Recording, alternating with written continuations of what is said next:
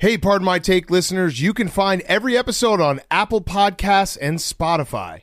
Prime members can listen ad-free on Amazon Music. On today's Pardon My Take, Week 17 of the NFL season. Not the last week of the season, Week 17. We've got some big games to discuss. A lot of playoff picture has gotten clearer. Some teams eliminated. Sorry, Jake, you were eliminated. Sorry, PFT, you were eliminated. That's all right. A great Sunday, though. Great witching hour. Big games. Awesome games. We're going to do fastest 2 minutes. We're going to recap every single game. We got football guy of the week. We got who's back of the week. Maybe touch a little bit on some bowls because all we've been doing is watching football the last 2 weeks. And we're going to do that because we're brought to you by our friends at Upstart. Upstart, yes, Upstart is the fast and easy way to pay off your debt with a personal loan all online. Whether it's paying off credit cards, consolidating high-interest debt, or funding personal expenses, over 500,000 people have used Upstart to get one fixed monthly payment. That's one fixed monthly payment. You consolidate all of it. Upstart knows you're more than just your credit score and is expanding access to affordable credit. Unlike other lenders, Upstart considers your income and current employment to find you a smarter rate for your loan. With a 5-minute online rate check, you can see your rate up front for loans between $1,000 to $50,000. You can receive funds as fast as 1 business day after accepting your loan. So find out now. Go to upstart.com/PMT. Find out how Upstart can lower your monthly payments today when you go to upstart.com/PMT. That's upstart.com/PMT. Loan amounts will be determined based on your credit, income, and certain other information provided in your loan application. But go right now if you have debt, if you have credit card debt, if you have a bunch of different debt, let's consolidate it. Let's get it all together and go to Upstart. They can help you out. Upstart.com/PMT. That's upstart.com/PMT. Okay, let's go.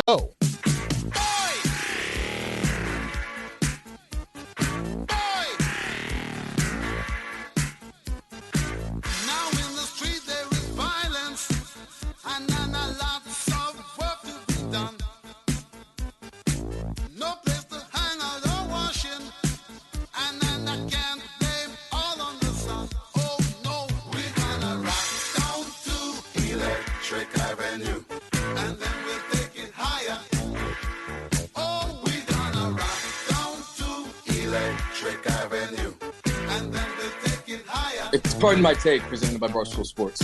Welcome to Pardon My Take, presented by Upstart. Go to upstart.com/PMT today to consolidate your debt. Upstart.com/PMT. Today is Monday, January 3rd, week 17.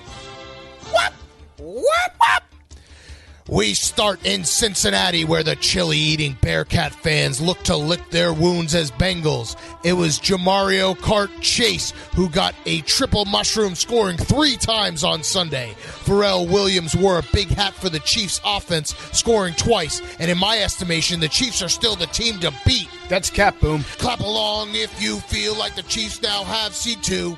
Cup of Joe Burrow is on his way to making $100 on his next contract, and there's a new Joe Cool in the NFL, and he resides in Cincinnati. The Bengals 34, the Chiefs 31, and let us be the first to wish the Cincinnati Bengals congratulations on the AFC North crown.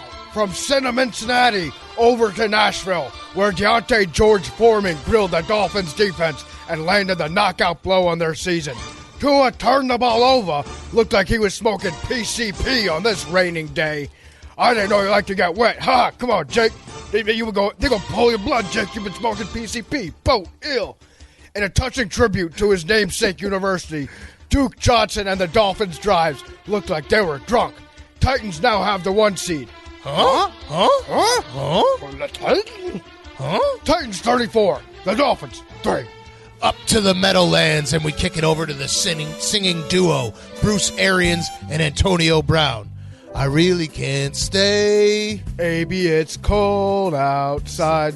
I gotta go away. AB, it's cold outside. Just throw me the ball. But you're not open at all. I must be leaving soon. AB, get in your balloon.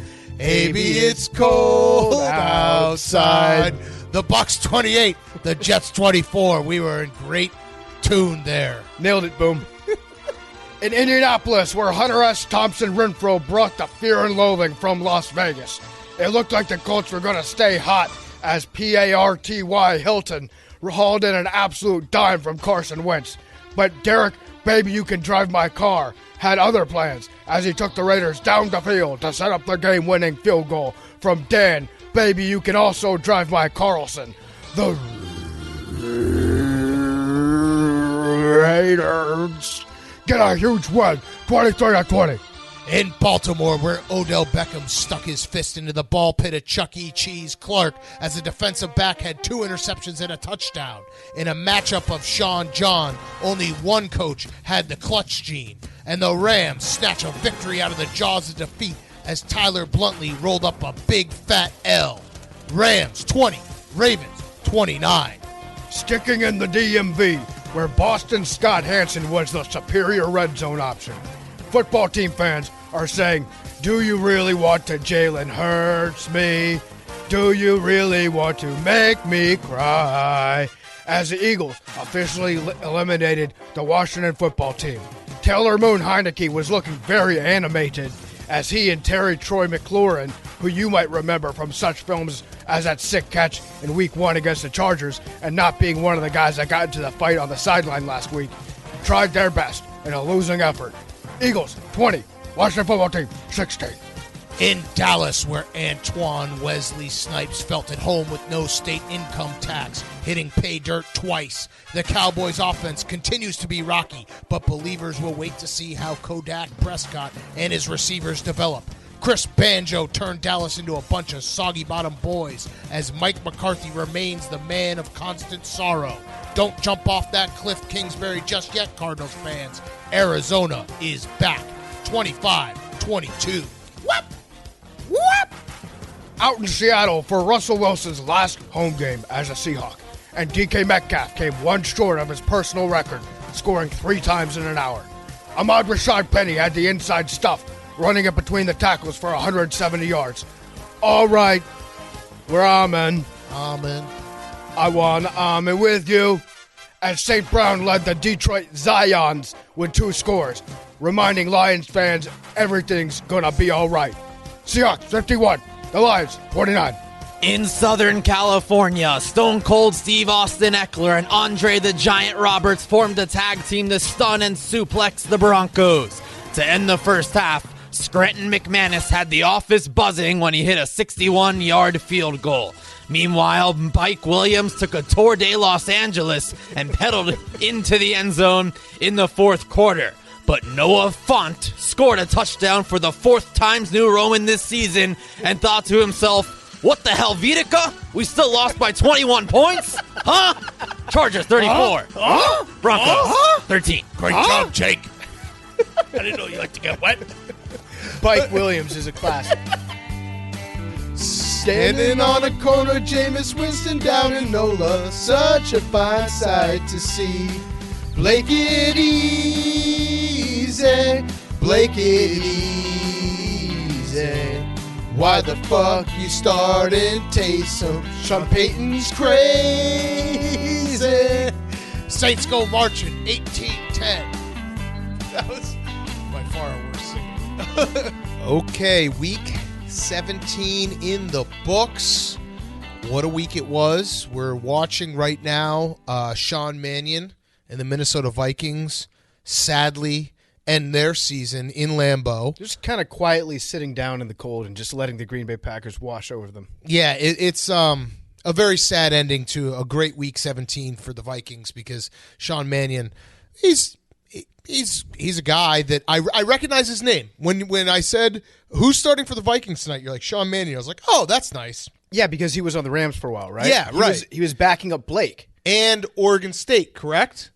I remember most of these guys. He's not a Virginia guy, is he? No, I remember most of these guys from college football because they were studs in college football. Mm-hmm. And then I'm like, oh, I liked betting on him in college football. He can't be that bad. Oh yeah, he is. So the Packers have the 1 seed. This is now like pretty much it is official. I think they have all the tiebreakers. I think the line next week against the Lions is going to be like a pick'em because the Packers will sit everyone and now they have 2 weeks. They'll have 2 weeks off before they have to actually start playing playoffs, and that will be the end of the week 17 until we obviously have Big Ben tomorrow night in the most emotional game of all time. One last thing about this game, though. This game would have kicked ass if Kyle Sloter played. I agree. Universally, we can all say that Kyle Sloter would have been a much better representation of who the Minnesota Vikings could be. Actually, you know what I was really, really hoping for? And this could have happened. There's like an outside chance in my wildest fantasy that this is how, on Earth 2, as they would say. Yes. On Earth 2, Kyle Sloter starts this game. He wins. He starts next week. He wins that game. And then guess what? They have to make a decision. Who's going to start the playoff game? Is it going to be Kirk Cousins or is it going to be Kyle Sloter, who's on a 2-game hot streak? Right, the hot hand. Thrown 8 touchdowns over the course of 7 days. I think you got to go with Kyle Sloter at that point. It will be interesting because, I mean, Kyle Sloter's not going to be the quarterback of the future for the Vikings, but it does feel we had a couple games today where it felt like errors were kind of over. It feels like this is the end of Mike Zimmer. Like they're probably going to move on. He's a good coach, actually a very good coach, but sometimes it's just like, all right, we got to do something different. And it might, I don't know how they'll navigate it, but might be the end of Kirk Cousins in Minnesota too, because it feels, not to get into the entire COVID protocol and stuff, but like to miss this game when your season's on the line, that sucks. Yeah, that sucks. I mean, I think there are a lot of things. It seemed like Zimmer and Cousins were kind of always going to be.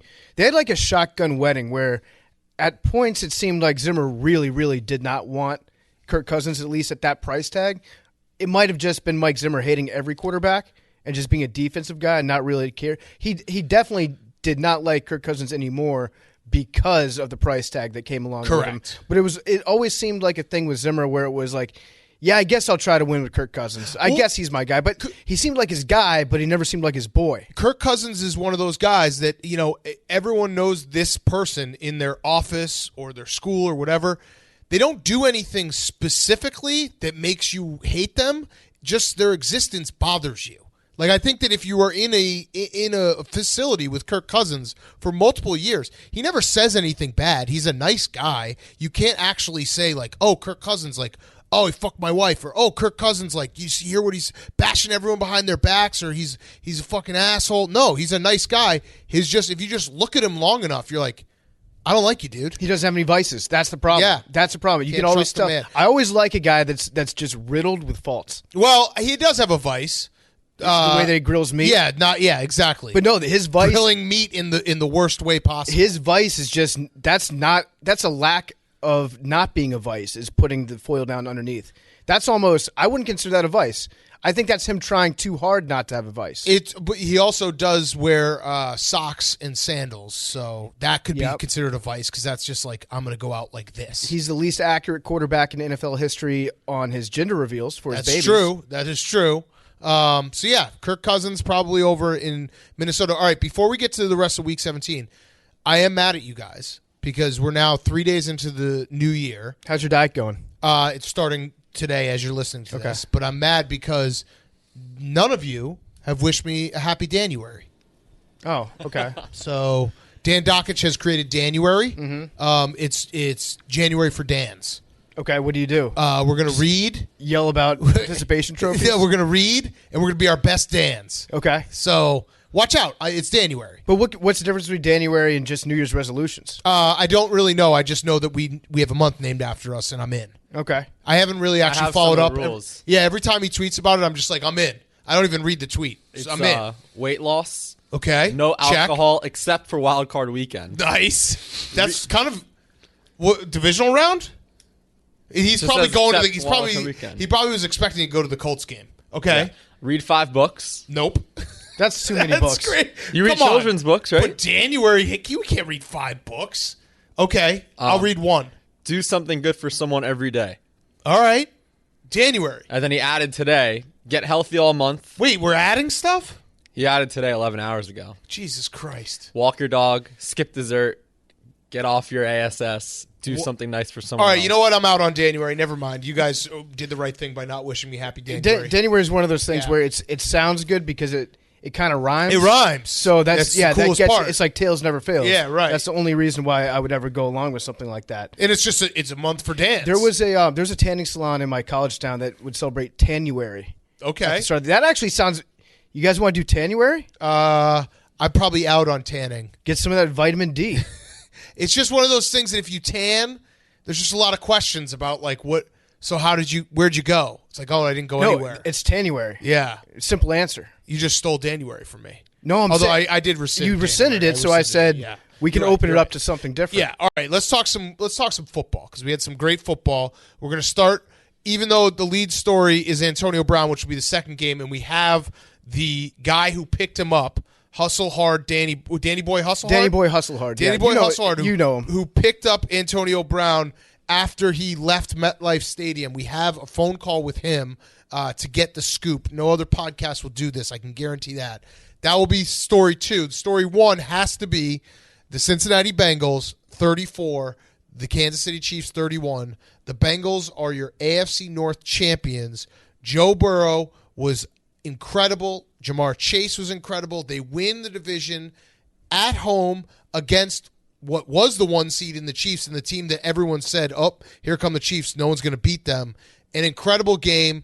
Probably the best game that the Bengals have had as a franchise in, 5-10 years. And I'm just happy for Bengals fans because to replay how the season has gone, we had a whole rant in the middle of the season when they beat the Ravens 41-13 or whatever the score was, or 41-17. They were not leading they were the 1 seed at that given time, and we said, Bengals fans, soak it in, enjoy it, and then they fell off a cliff. And now they're back. Soak it in, enjoy it. Your team is for real. Joe Burrow is a fucking stud. That game was awesome. Yeah, Joe Burrow, I think last week I said he was elite-ish. I think he's elite. I think so, I think too. Joe Burrow, I think I'm ready to officially declare it right now. Can you name 5 quarterbacks in the NFL that you would take this week over Joe Burrow? I would take Joe Burrow over Justin Herbert, and I know people will be like, what? I would too. I would take him over Lamar Jackson. I would too. Wait, here's how we do it. Let's rank the AFC North quarterbacks. Okay. Number 1, Joe Burrow. Joe Burrow. Joe, you're going to say Justin Herbert for AFC North? No, AFC North, Joe Burrow, number 1. Number 2, Tyler Huntley. Yes, number 2, Tyler Huntley. Number 3, Josh Johnson. Yep. Number 4, Baker. 5, Case. 6, Lamar. Wait, what about Ben? Best availability. Lamar's not been playing. Actually, okay, this week and this week only, I might put Ben ahead of Joe Burrow. It's his because week. It's his week. It's his swan song. It we is, should pay it's his deference to Big Ben. But no, Joe Burrow he's an elite quarterback. It right was now. it was incredible. Maybe the people that were saying don't draft Jamar Chase. Oh yeah, because you should take an offensive lineman. Maybe you should just take a player that's fucking awesome. Who's a game changer? Who you can't like.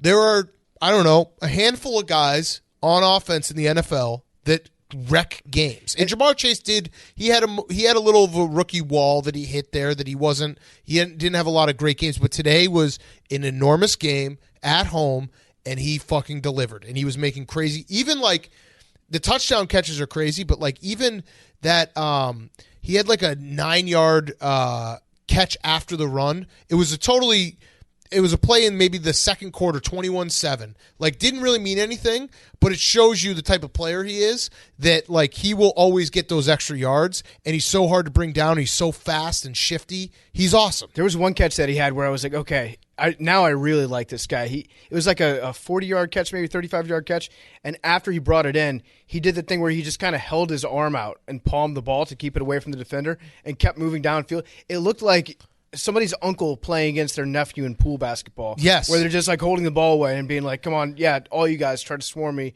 You're still not getting the ball. He wrecks shit. He does. He wrecks shit. That's what he does. He wrecks shit. He loves to wreck shit. And it's... He has NOS. He actually has NOS in his body. Yes. On the touchdown that he had where he ran in between 5 defenders, there's no other way to... That was fast and furious. Yeah, and he's like...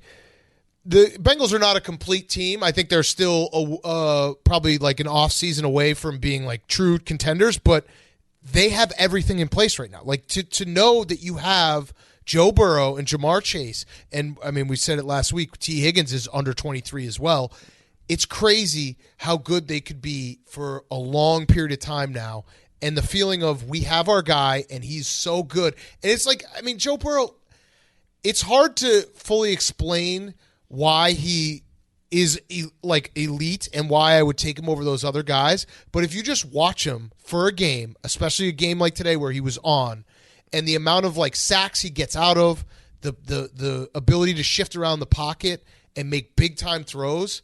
And they also, like the Bengals, the way they run their offense, they don't really do him a ton of favors. They'll run so many empty sets where he just – you know that he has to do it himself. Mm-hmm. He got his nameplate ripped off. He's sick. Such a fucking warrior. I just love watching him play. I know this is sounding like borderline creepy how I'm gushing over him, but if you're a Bengals fan, you understand everything we're saying because it's that much fun to watch him play. And we do need to start the motion of Joe Burrow being elite and having people respect that take. Yes. Bengals fans, you need to make sure that people in the media, when you tell them Joe Burrow is elite and they throw some weird stat at you to tell you why he's not and then ask you, well, what do you think about his completion percentage on third down or whatever the fuck they're going to say, just reply by saying he just is. He just is elite. No, if people disagree that he's elite, you can drop the old tell me you don't watch football without telling me you don't watch football. Yeah. Because it's the eye test. Yeah, he just is. It's the eye test. He just is. And just like Kirk Cousins is the eye test,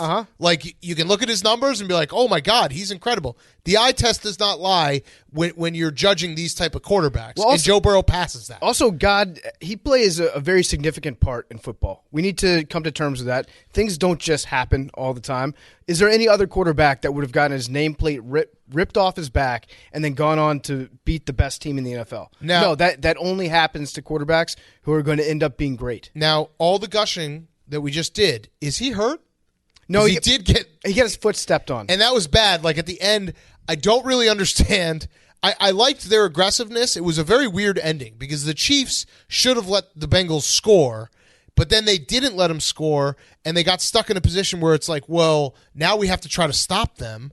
And they're going for it on fourth down when a field goal obviously could win the game in regulation if Patrick Mahomes doesn't go down the field. It was a clunky end to an unbelievable game. Yeah, it was a Mexican standoff between Andy Reid, Zach Taylor, and then a clock. And also the Chiefs' just inability to have one play without a defensive penalty. That was tough at the end. They got that drive extended like 3 times on these penalties. And then it was a great incomplete pass on the spike. They brought in, is Brandon Allen that came in, right? Yes. And so everybody was like, wait, at first I thought that he just got brought in because he was their specialist on spiking the ball because he's so inaccurate. Then, yeah, this guy's going to hit the ground for sure. But then people were like, wait, Joe Burrow actually limped off the field.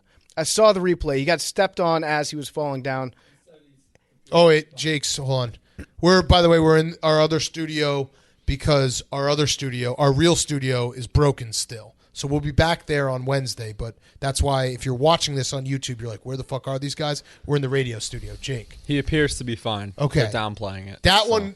It's never good when you have a game that's, again, probably the best home game the Bengals have had in 10 years because they haven't won any playoff games, and Joe Burrow goes off limping at the end where everyone has to hold their breath. I saw him doing the get the gat in the locker room afterwards. I think he's fine. He's good. He's good to go. I have a quick stat for you on Joe Burrow's greatness, and we'll talk about the Chiefs real quick.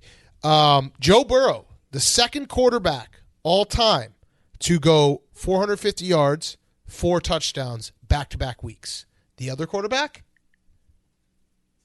No, not Tua. Come on. You were doing that the last few weeks. Patrick Mahomes. Jameis Winston. Okay. So that is rarefied air. Legends of Joe the Burrow, Superdome, one of both one. of them. Yes, Joe Burrow, 1 of 1.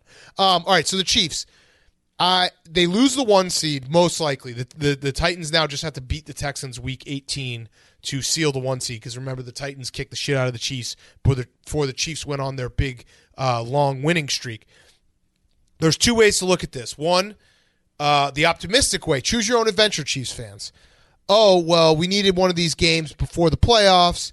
We can get things right. This is okay. AFC is still our territory. 2, this is the defense. This is the real Chiefs defense. And it's not them playing Jordan Love or Daniel Jones. They had some good games against some good quarterbacks, but this is the real Chiefs defense. And, it's a big liability still. Because when you get in a shootout, it's not – Patrick Mahomes is incredible, but when you get in a shootout, it becomes so much more of a coin flip game. So their defense it left a little bit to be desired today, especially with Sorensen. And Fenton. He's a guy that's just penalty. Sorensen was the guy that was highlighted as being the biggest liability, maybe of any starting defensive back in the NFL for the first 6 games. and then he started playing really, really well. This was back to him being like, okay, that's the old Sorensen that we all remember. I don't think that he's either one of those two guys. I feel like he's probably somewhere in the middle, and I don't think that the Chiefs are going to run into offenses that are quite as good as the Bengals. Well, it could be the Bengals again. It could be the Bengals again, in which case they might be in for that's going to be an issue. But you know what I mean? Like when you get in a game like this, and it was a crazy back and forth game. It felt like the Chiefs were going to cruise in the first half, but the Bengals, Joe Burrow, moxie, everything, like they just don't give up. But when you get into a shootout like this, you basically it feels like it's almost up to chance, like who has the ball last kind of situation. Because I think if the Chiefs had let the Bengals score a touchdown there with like 1:40 left, I think that game goes to overtime where the Chiefs get a 2-point conversion. Too much time on the clock for Patrick Mahomes. Right, you know what I mean? So it's a total. The way that it worked out at the end was it was such a comedy of errors that I don't think either coach had a full grasp of how the end of that game was going to shake out. They just kind of had to roll with the punches in the way that things were called at the end. Right. And so, yeah, if they had scored earlier, if they had done the thing that, by the way, that Utah should have done to Ohio State and let the guys score, if they just let them score, then, yeah, I would take Patrick Mahomes with the ball in his hand to go down and try to tie the game. Oh, one last thing about the Bengals, though. They've got a kicker. Yeah. That's the thing. Evan McPherson. Evan McPherson, I think, is like a legit star kicker. I think he's going to be one of the best guys in the league for a pretty long time. That dude is...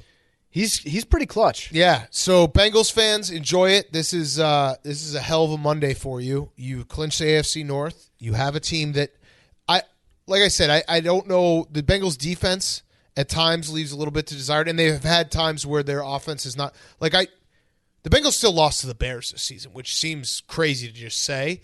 And they lost to the Jets. So they've had a couple games where it hasn't looked great, but I also think they have that ceiling now. That you can, if you're a Bengals fan, you're going into every single playoff game being like, we have a chance. We absolutely have a chance. The Bengals uniforms look so cool when their team is good. Yeah. They look so awful when the team is bad. Or maybe they don't look awful. I'm gonna correct myself on that. I think when the Bengals are bad, I see them in those uniforms, I just get sad because I think of how cool they would be if it was an awesome team. They have top 5 helmet in the NFL. Yeah, and when they were wearing the black pants today, the orange tops today, which somehow I think their jerseys got oranger. I think that's the change that they made in the offseason. They said we're going to make it slightly more orange, and then when you have the black pants with that and then that helmet, it doesn't get much better. No. Especially when the team's good offensively. Fuck yeah. Yes. Feed it to me. All right, next game. This one was probably the biggest drama show, big drama show to quote Triple G. The Bucs 28, the Jets 24. Antonio Brown. So last week he said he's not about the drama. And then we defended him because it's clearly a media creation against him, all these list of things that he's done, the transgressions. This week he decided, after not getting the ball enough, that he was going to rip off his jersey, his shirt, and leave MetLife Stadium in the middle of the third quarter, in the middle of a play. The play clock was going on behind him. And it was... I've never seen anything like it. It's incredible. He got cut right after. Bruce Arians, I kind of wanted Bruce Arians to just get in front of the media and being like, Antonio Brown's still on the team. He helps us win. Mm-hmm. It would have been a hilarious move, but holy shit, what a show. So, first of all, how pissed do you think Julian Edelman is that he didn't figure out, hey, maybe I should retire during a game and take my shirt off? Yes. And then just have pictures of me spread like Thirst wildfire trap. across the internet. Secondly, he's going gremlin mode now, Big Cat. Yeah, that's true. So I feel like we should go gremlin mode on the media. I don't know what gremlin mode is. Don't feed you. Yeah. Don't get you wet. Just gremlin mode. We're going gremlin mode on the media. Listen, between January and gremlin mode, you better watch out. It would have been very funny if that was a design play. You know, like a bunch of like high school teams always run that play in basketball where one guy gets on hands and knees and starts barking like a dog. Yep. Antonio Brown retiring during a play was actually a decoy. That would have been a sick play. It was so crazy. We were watching it in the gambling cave, and we didn't have the sound on to that game because why would we? But we thought it was pregame. It was like a pregame video they were rolling of Antonio Brown dancing in the end zone. And then we realized, wait, the play clock is behind him, and it's running. This just happened. Mm-hmm. It's fucking crazy. The whole thing. Also, shout out all the doctors on Twitter who have successfully diagnosed Antonio Brown with CTE, something that we still, the best doctors and scientists in the world can't do in a living human, but they've able to do it over Twitter. They know, but yet they've watched him on Instagram Live. So, yeah, like how is that? Well, it's way worse to be like, I think Antonio Brown has CTE than just saying I think Antonio Brown might be an asshole. Yeah, well, that's a normal thing to say. I think Antonio Brown might be an asshole. I think Studies out. You can also say Antonio Brown doesn't seem well. He doesn't seem like he's in a good headspace. I don't know if that's just his personality or if there's something else going on. But to make the jump to CTE, that's something that probably you shouldn't do, because I've actually seen the effect that it has on players and just people that I've been around that have had head injuries and have played contact sports. They think now that everything that they do wrong, they forget one thing. They're like, oh my God, that's CTE, because people are diagnosing it just like off the top of their heads at people. So I don't know. He seems like a guy that probably has some personality issues, maybe bipolar. I don't want to. Don't diagnose anything. That's the thing. Like, I don't want to diagnose anything. We're not doctors, and people on Twitter aren't doctors, and people being like, "Oh, he's clearly showing signs of CTE." Shut the fuck up. Mm-hmm. You watched Will Smith with an accent, and you now can diagnose CTE over Twitter. Tell the truth. It's crazy. It's now, this is an aside thing, because clearly we've known this for a while, that he's an eccentric at best and maybe something wrong at worst. But I'm not going to fucking diagnose someone over Twitter who I watch play football, because I'm not a fucking doctor. So bring it back to gremlin mode real quick. Yeah. At the media, allow me to go gremlin mode on them. Antonio Brown quit on his team. Quit, your words, not mine. Seems like he helped his team win, because they were getting the shit kicked out of him by the Jets, which typically happens to good teams, by the way. The Jets they fucking smoke good teams. I don't know what it is about them. They just get up. What the Jets do is every 3 or 4 weeks, they're like, you know what, this week we're going to play well. Yeah, so basically Antonio Brown, by walking out on his team, helping them win, he's like Batman when he flies away with a big nuclear bomb and saves Gotham. Well, do you think it also might have been did Antonio Brown call the 4th and 2.5 yards QB sneak, which Robert Saleh, Billy, I mean, that was the longest QB sneak I've ever seen. I actually like him going for it, but did he think that it was inches? The play's designed that there was a sweep with Braxton Berrios, who had an amazing game. So they wanted to give Berrios the sweep, but the way that play's designed, there's an option for the quarterback to sneak it, and usually they run it close to the goal line. But no one communicated to Zach that we're definitely giving the sweep, and that's why you have to give it to Braxton Berrios, who was balling out and needs to be re-signed. So Zach Wilson saw the defensive front that would tell him to go take the sneak, but 2 yards. No one told him that. But it was 2 yards. It was a baffling move, because it was so far. It wasn't, the 4th and inches is 4th and inches, but this was 4th and 2, and maybe even 2.5. But the Jets played scrappy, and Zach Wilson played well. Like, he did. He played well. They didn't score in the last 4 drives, but he played well. I'm going to defend the Jets here. I'm going to defend Eccles, because he's catching some shit because he asked Tom Brady to sign a game ball for him afterwards on the field. I get why people might be upset about that. I think you should be allowed to do that as long as he's not a quarterback in the division. He's no longer on the Patriots. You're never going to see him again. You're never going to see him again. He's on the Bucs. Not really a rival to you anymore. Jets Super Bowl. When are you going to get the chance to do this Bucs again? Super Bowl next year? Bucs Super Bowl, possibly. Yeah, but you probably wouldn't want to do it then. Yeah, this is the last time you'll be able to get him to sign a ball without confetti falling down around you because you just beat him. It's also, if you have a chance to play against Tom Brady, you're going to probably tell your kids forever that you played against Tom Brady. Mm-hmm. That's a normal human thing. That was the pick he caught off him. Oh. So that's why he was getting to sign the cool. ball. Yeah, that's awesome. Yeah. I intercepted this off you, Tom. Yeah. Will you sign it? Yeah. That actually flipped. You know what? Now it's completely flipped. Now it's like, wow, Tom Brady is a real cuck for signing the ball that he threw as an interception. Yes. We also have one other thing with Antonio Brown. So the Jets played hard. I mean, I actually thought Zach Wilson looked okay. He's electric. Yeah. It was electric all around. Electric until he didn't score I'm viewing it from Hank live bet the Bucs, and I did it with him, and he just kept on repeating, it's Zach Wilson, it's Zach Wilson, it's Zach Wilson. And those last 4 drives, they just had to keep punting. So, but he was good. Pick. If you watch that game, you feel encouraged by Zach Wilson. Absolutely. Right? The future. Yeah. Antonio Brown, the incentives, this is a wrinkle that I don't know if you saw going around. Yes, so he left almost $1 million on the table, potentially. 8 catches for $333,333. He was 8 catches away? Yes. Okay. 8 catches, 55 receiving yards, 1 receiving touchdown, $333,333 each. So that might have been why he was so mad. But he still had another game to get He had it. a game and a half. Yeah, but he was mad. He wanted the ball. I actually heard that somebody wanted to get him the ball more, and the plan was to get him the ball more, but he still flipped out about something. There's no way to look into the mind of Antonio Brown and figure out why he flipped out.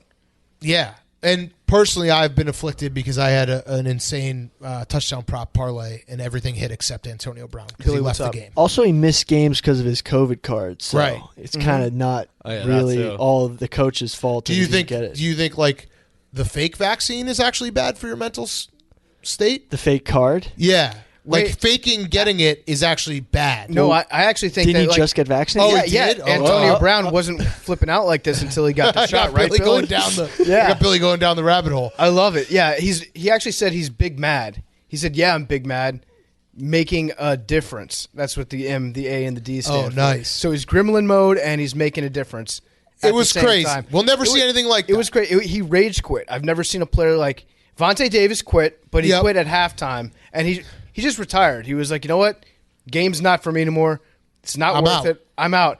And Tony Brown, it could have been something as slight as a coach being like, hey, I want you to line up in the slot as opposed to as an X receiver on this next play. And he'd be like, that's it. Take my gloves, take my shirt, I'm out. Take my shoulder pads. I'm out. I'm going to say something that's going to sound crazy, but I still think there's a 5% chance he might go back to the Bucs. Well, because Tom Brady would be like, Bruce, he is the only way we're going to win another Super Bowl, and I'm so addicted to winning that I don't care. I actually like what Tom Brady did after the game. What did he say? He played it pretty low key, but he was saying, they were asking him, how'd you find out that Antonio Brown left? Has there been any communication and that sort of thing? And he just goes, and this is why I brought up the mental thing earlier.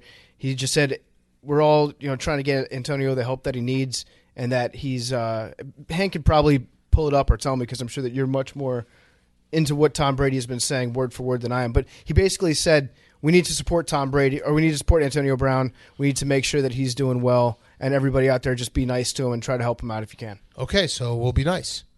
And don't say that he has CTE if you haven't gone to medical school for 15 years. I will say one last thing, Gremlin mode, because I just thought of this analogy.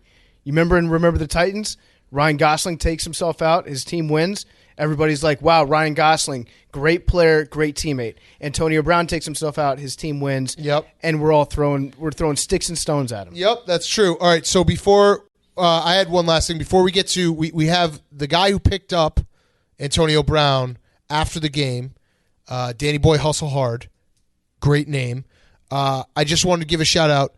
I still believe that Mike Tomlin doesn't get enough credit for keeping that locker room together with Big Ben, Antonio Brown, and Le'Veon Bell for 9 years. So I just want to shout out Mike Tomlin, because I was hard on Mike Tomlin at times, but he is probably he should get Coach of the Year retroactively for that entire stretch. And also, Big Ben should get injuries added to his career from when he had to deal with those guys. Yes. Just headaches. Well, no, Big Ben is hard to deal with, too. No, I know. Yeah, I'm just saying, but I'd also like it to go the other way yeah. for Big Ben, for him dealing with Antonio Brown, to also have migraines added to his list of ailments that he's had. Yeah, I mean, Mike Tomlin deserves credit for dealing with Big Ben, who is a dog that pretends that he's hurt every other day, and you have to take it to the vet. Okay, so let's talk to Danny Boy Hustle Hard, who picked up Antonio Brown. This is a Pardon My Take exclusive. Find you another podcast that will get this type of interview right after a big NFL incident. Okay, we now have a very special guest on. It is Danny Boy Hustle Hard. He is famous as of now on this show. People know him because he hustles hard. He hustles hard, but he is the guy who picked up Antonio Brown from MetLife Stadium after Antonio Brown left in the middle of the game, ripped off his jersey, walked out, left. So, Danny Boy, we're not going to ask you to tell us everything that Antonio Brown was saying, but can you explain to us how this all went down? Like, you get the call. Just take us from there. Like, so you get the call. Yeah, me and AB are close. A lot of people don't know that because I just don't. He doesn't really come to town that much. But I got the call from somebody close to him, which is one of my close friends, Jared, who has huge memorabilia. Does like a lot of memorabilia, and he manages a couple of guys. But he's very close with AB. He's close with Odell. He's actually the behind the scenes guy. He's like the glue that nobody knows. He has no social media or nothing. Right. So you get the call from him. Yep. Yeah, and what does he say? So basically, I called Jared because I'm a fucking gambler. I'm gambling on this fucking game, and I got the Bucs. So I'm looking at the score, and I'm like, what? Bro, what the fuck's going on? So then I see AB do that, and I called Jared, and I said, Jared, did you just fucking see what AB just did? And he's like, no, what happened? Because Jared lives in Pennsylvania by Philly, so he wasn't. I guess he was tapped into like the Eagles game or whatever. But basically, he didn't know. When he saw it, he starts fucking freaking out, flipping out like a maniac. He's like, oh my god, I'll call you back. And then calls me back. He's like, Danny, I need you to go straight to MetLife and grab AB, like right now. Go straight to the MetLife Stadium and go grab him. So you pull up. What do you tell the security when you're pulling up? Are you like, hey, Antonio Brown just quit. I'm the guy that's supposed to be pulling up. How do you get to the stadium? Here's the catch to this. Here's the catch. So me coming from my house, it was taking me a little long. People were taking pictures. So this fucking lunatic jumps into a state trooper car, and the guy flies him to fucking Newark Airport to get a Tampa flight. You know what I'm saying? Right. But he gets to Newark Airport and he's like, nah, fuck that. And now me and him are going back and forth on text, and he's telling me what's going on. So I fly to Newark Airport, and he hits me up on FaceTime, and he's like, yo, man, I can't get on this flight, man. They're taking pictures, a video, man. Fuck that. Yo, come pick me up. We turn it up. And I'm like, this kid's fucking shot the fuck out. This kid's really shot out, bro. There's something fucking wrong with this kid. So he's fucking terminal C level 2. He's fucking bugging out. He's laughing like this fucking guy's laughing like he just fucking scored 9 touchdowns during the game. Like I couldn't believe what the fuck. So I'm like, bro. I'm like, yo, AB, what up?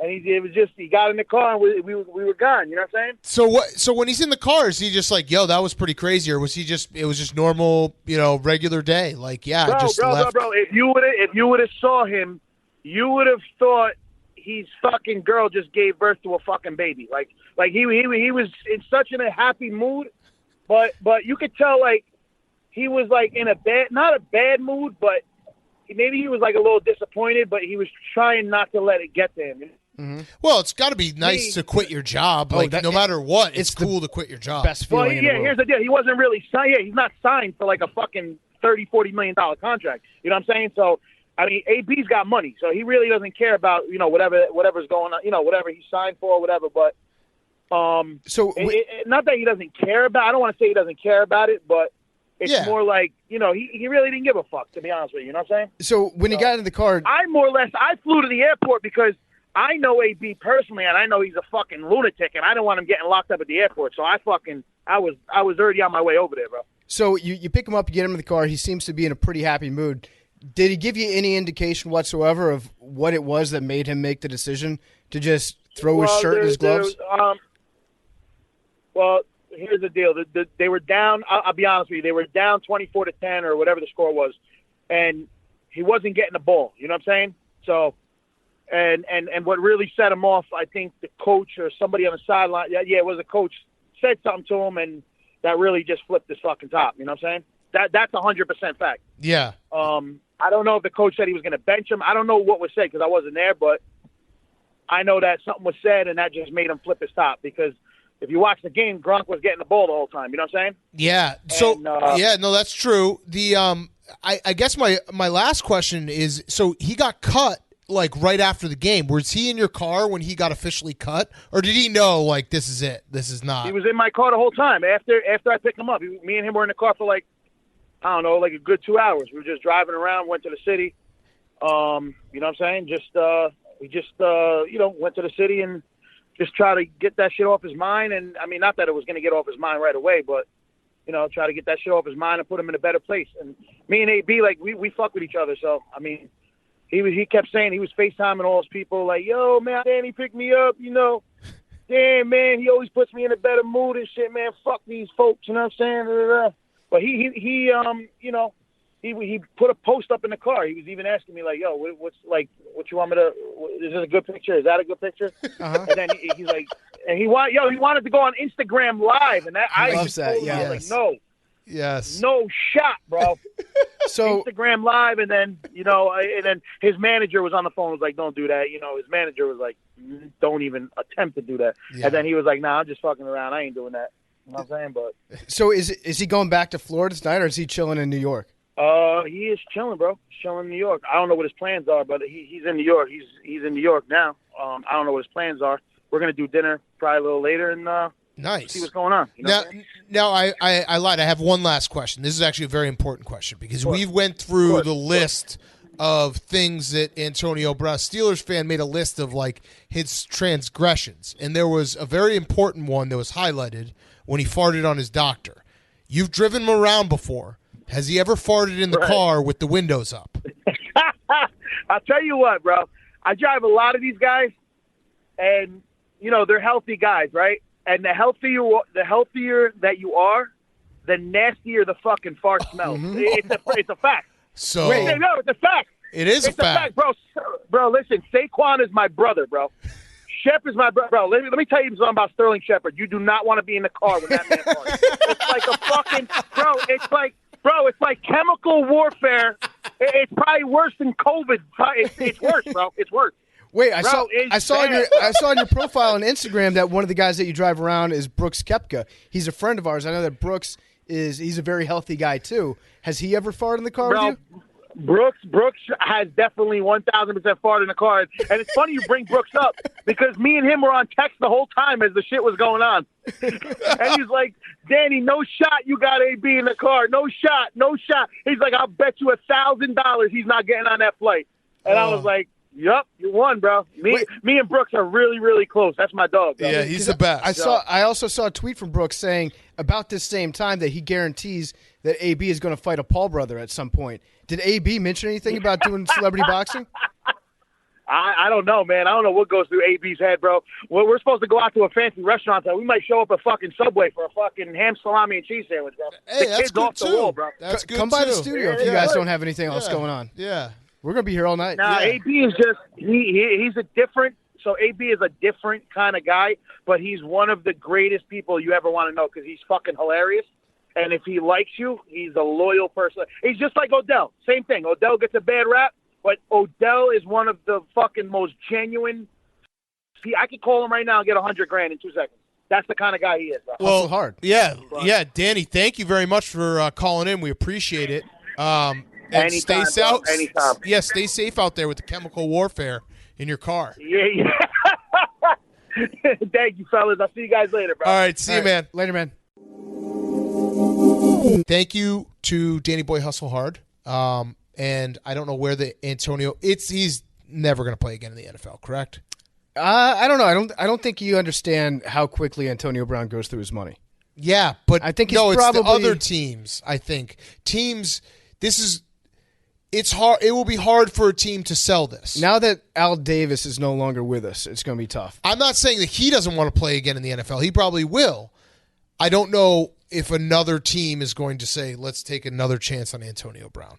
You quit in the middle of a game. I know. I'm trying to think. There's probably one coach out there that would do it. I feel like maybe Jerry Jones.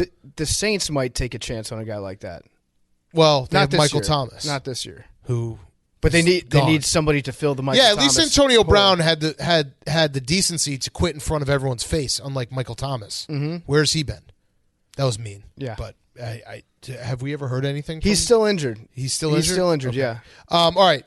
Next up, Eagles, Washington football team. The Washington football team is eliminated. The Eagles keep rolling. And also, Raul John, the railing collapsed and almost killed Jalen Hurts after the game, which if you haven't seen this video, he actually could have gotten very hurt. It was a bunch of Eagles fans trying to give a high five to Jalen Hurts, and like the entire side of the stands fell and they all fell into the field, like right where Jalen Hurts was standing. Let this be a lesson. FedEx Field is booby-trapped for opposing fans. Yes. Because we know that there are not going to be a lot of Washington football team fans there. So we're like, hey, you know what they don't know is this stadium is actually not tested to have a shitload of very enthusiastic fans in the front of it. And so they leaned over the railing, they fell. Jalen Hurts got real lucky because if it had landed on his leg or his knee, just maybe like 2-3 feet closer, probably could have broken his legs. Yep. Like it would have been really bad. That would have been an all-time moment in Washington football team stadium history. Just when you thought the stadium injuries were limited to on the field, you can also get dinged up trying to walk after you've beaten us into the tunnel. Yes. There was a very funny fan though that was wearing the Eagles jersey and a helmet. He had his helmet on, and then afterwards he hung out around Jalen Hurts. And this made me more confident in my take that I think that Jalen Hurts could be the next starting quarterback in Philadelphia, like long term. The way that he handled that was pretty awesome. Yeah. He was hanging out. He was like, yeah, let's get some pictures. Here are my gloves. He wasn't flustered. He wasn't trying to get out of there. He played it very cool. I respect Jalen Hurts for that, for dealing with my shitty stadium. I mean, at least there was no sewage this game. Yes. No sewage leaked onto the fans, and no players got killed, even though they could have. But it was a bad game as a Washington football team fan. Well, just because I was sad. I was sad because at halftime I thought, I'm going to look up the probability of us getting to the offs if we win this game. And they weren't that bad. If the Washington football team had won this game, we basically needed 2 games to break our way, one for the rest of the day and then one the following week, and we would have been in the playoffs. And so then I allowed myself to get my hopes up for about 30 seconds, and then we just kind of fell apart in the second half. But it's probably better off that we don't win this game anyways. Yeah, the blueprint fell apart when I remember when you were – and the Washington football team did have a stretch there. They were playing really good football, that 4-game winning streak, and you're like, I've mapped it out. We just got to beat the Eagles twice, and that didn't happen, and that's where it all fell apart. It falls apart in your own division. The Eagles, though, Nick Sirianni deserves so much credit. He's got the most wins of any rookie head coach this year. They started 3-6. Everyone had written them off, myself included. They end up 6-1 on that last stretch, last 7 games. Now they didn't play like the best teams. I think there were 2 wins against. Oh no, they lost the Giants. Excuse me, but they played the Washington football team twice. I think they played the Jets in there. So it doesn't matter though. They have set way to go about the game. They run the ball. They play good defense. They've gone 11 straight games rushing for over 100 yards. I just think he deserves a ton of credit because we made fun of him. A lot of people made fun of him, and he's done a really good job as a first-year head coach. Yeah, I think what a lot of coaches do is they have their formula for success, and they try to use it on a team regardless of the players and the personnel that they have on the team. I think Sirianni started to do that a little at the beginning of the year, and then he did more of the judo thing later, where he just let the team's momentum carry him where it was going and just kind of manage his team in terms of what they're already good at, and to try to optimize that and to just kind of go along with that. Don't try to push them in any direction. Don't try to make them fold into a blueprint. Now they're going to figure out an identity of their own. I like this Eagles team. I like, especially now that they've got their offensive line cooking. I love them. It sounds very easy, but there's so many coaches that just don't do that. We're like, okay, here's our strength. Let's play to our strengths. Instead of me trying to run my system all the time, why don't I just play to my team's strengths, my quarterback's strengths, the fact that we have a great offensive line and defensive line, and this is what you get. And the Eagles if they win, they're in, but I think they have like a 90% chance regardless, so it's looking pretty good like they're going to get into the playoffs. And I don't think anyone expected that when they were 3-6, and guess what? They also have 3 first-round picks, which is crazy. Pretty good. Like a playoff team to have 3 first-round picks, that's pretty damn good. So I want to applaud part of the process for the Washington football team because they started the season with by far the 32nd overall ranked third down defense. Remember, it was like week 7, and we were debating which team has the worst third down. I think Jerry was saying the Steelers have by far the worst third down defense in the NFL. I was like, no, my friend, it's the football team. We looked it up, and I think the football team's percentage was like 14 points worse than the Steelers, who were in 31st place. Over the course of the year, it gives me great pleasure to announce the Washington football team now has the 31st ranked third down defense in the NFL. But that's a huge gap that they made up. Yeah. Between 32nd and 31st. So congratulations, Jack Del Rio figured it out. I think the Washington football team have like the foundation, and this is going to hurt you, PFT, but it's the quarterback. They need a quarterback. Yeah. Like Taylor Heineke is fun, but if they had a real quarterback, that's a real team. Yeah. You know what I mean? Yeah. If they need a quarterback and a name. Those are two pretty important things to a football franchise. I kind of like the it. NFL. It's kind of grown on me. They're gonna change it probably in like 3 weeks, I'm sure, and everyone's gonna hate it for a week, and then we'll get used to it, and then it'll just be a fine regular name, and we'll go 500 again next year. Yeah. And then rinse and repeat. Boom. There it is. And you got a huge Week 18 game against the Giants that you should win. God damn. We should go back to Dave and Buster's. Am I going to watch that game? I think I have to. No, you're going to do what we did today with the Bears and Giants game. We watched the first quarter and then we put it on a laptop because I was like, I'm not going to make everyone. There's 6 TVs. I'm not going to make everyone watch the Bears and the Giants on one of the 6 TVs. Also, because you don't want to beat the Giants that badly because you don't even get the normal joy out of that. Yeah, yeah. You better hope Daniel Jones doesn't play. Yeah, well, he's not going to. Is it going to be Jake No. Fromm? They told me that Jake Fromm was going to get some reps this week. No, Mike Glennon. We'll get to that. Unbelievably bad quarterbacking performance. Okay. The Rams-Ravens. Jake, you don't even have to worry about this. Game's over. Packers-Vikings is donezo. Although Sean Mannion just threw a touchdown pass. So credit to him. Keep that ball. Maybe have the cornerback sign it.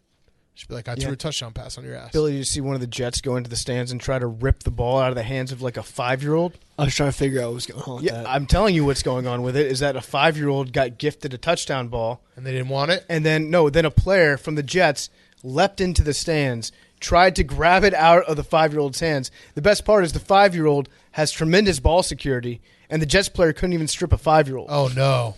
Was it a defensive player? I think it was. It was a bad look. Oh, no. That's really bad look. All right, Rams-Ravens. Rams-Ravens. This game, even though the Rams won, this is like the type of game that if you watched, you're like, oh, that's why I would be nervous about the Rams. Because Matt Stafford had a terrible first half. He had 3 turnovers. He was awesome at the end of the game. I think he went like 14 for 14 down the stretch. But you can't do that if you're playing against a real playoff team in the playoffs. You can't be like, oh, let me have a 3-turnover first half and hope we survive. It was a very Jameis-like interception. Yeah, too. and the fumble. Just found the linebacker, had it returned about like 6 yards for a touchdown. The fumble was bad. Hollywood Brown played pretty bad.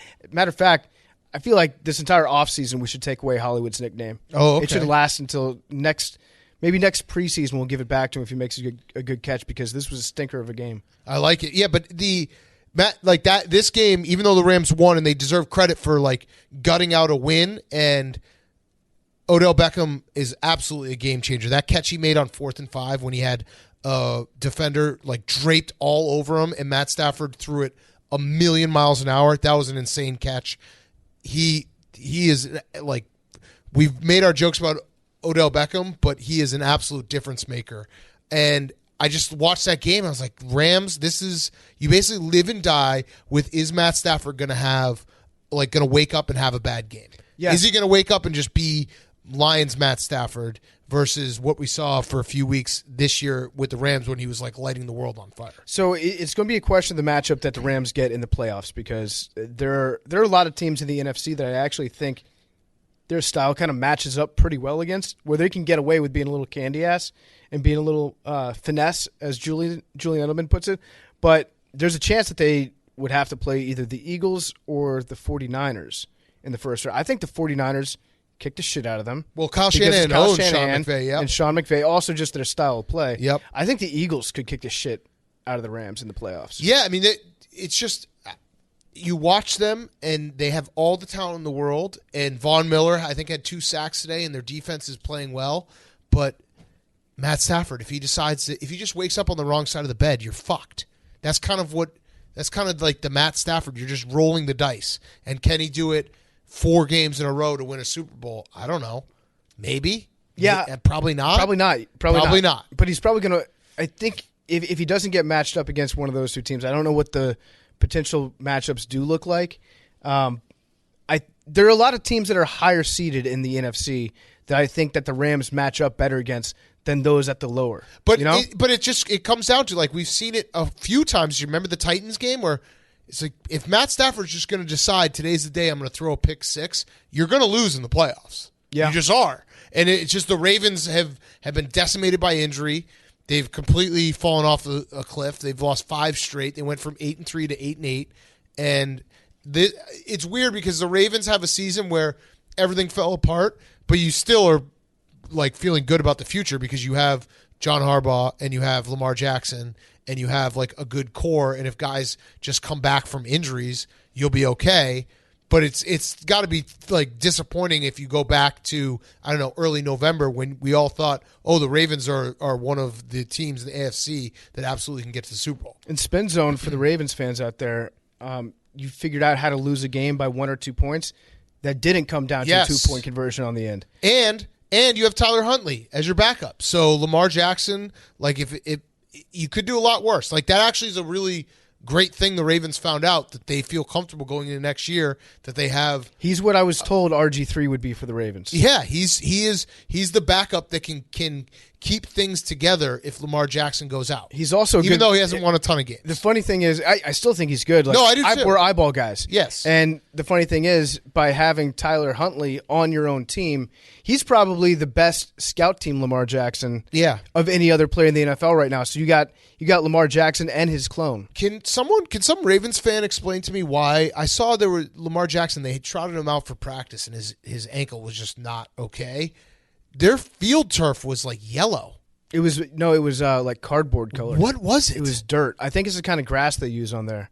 I feel like they grow mids. So around this time of year, it gets drier outside for the most part. Not as much rain. But it looks so weird because it looked almost like field turf. I thought maybe they were doing it as like some competitive edge that you can see. I don't know. Can you try to find out for me? Have you seen that, Jake? It's fucking weird. Yeah, I don't see anything right now. I'm Twitter searching Ravens turf color. Ravens practice field. Practice field. It was so bizarre. Home turf. It was basically the Boise blue turf, but just yellow. It was beige. Yeah, beige. Other He looked fans like are Jeff wondering Lowe why it's hosting that something. color. But Yeah, I'll keep looking. Okay, that's okay. It's not really an important thing. I was just upset when I saw it and it didn't have an answer. But Tyler Huntley, good backup. You have him next year. I think he's exclusive rights free agent, so he'll definitely be signed to the Ravens. He can't go anywhere else. It'd be crazy to have him not come back. So you have a backup. Good job, Ravens. That's a nice thing you can say about the Ravens right now. You have a backup. They're set at that's actually a big question though for Lamar. It's like if you can have somebody backing him up for whenever he turns an ankle or gets diarrhea, that's a pretty big asset. I feel like we've seen so many Ravens games over the last couple of years where they resort to like a third string quarterback that comes in, like a Trace McSorley. Yeah. And having a guy that is locked in behind him, it's a luxury. I don't know the Ravens roster front to back, so I don't know like what they're going to be going for in the draft, but I do know it's another deep wide receiver draft. The Ravens know that. But if they can get one game-changing guy, like if the Ravens had Jamar Chase, you know what I mean, or they had Justin Jefferson, if they had drafted a game-changing wide receiver in the first round, which there will be some this year, some even in the second round, I feel like that takes their whole offense to a different level. Right, but this is what people have been saying about the Ravens for literally 15 years. I know. But I'm just throwing it like out. Not even exaggeration. Every year for 15 years, Ravens fans are like, if we just get a wide receiver, we're good. I know. But I'm just, do it, Ravens. Finally do it. Okay, next up we have Raiders Colts. What a day for my pinky. The Colts lose at home.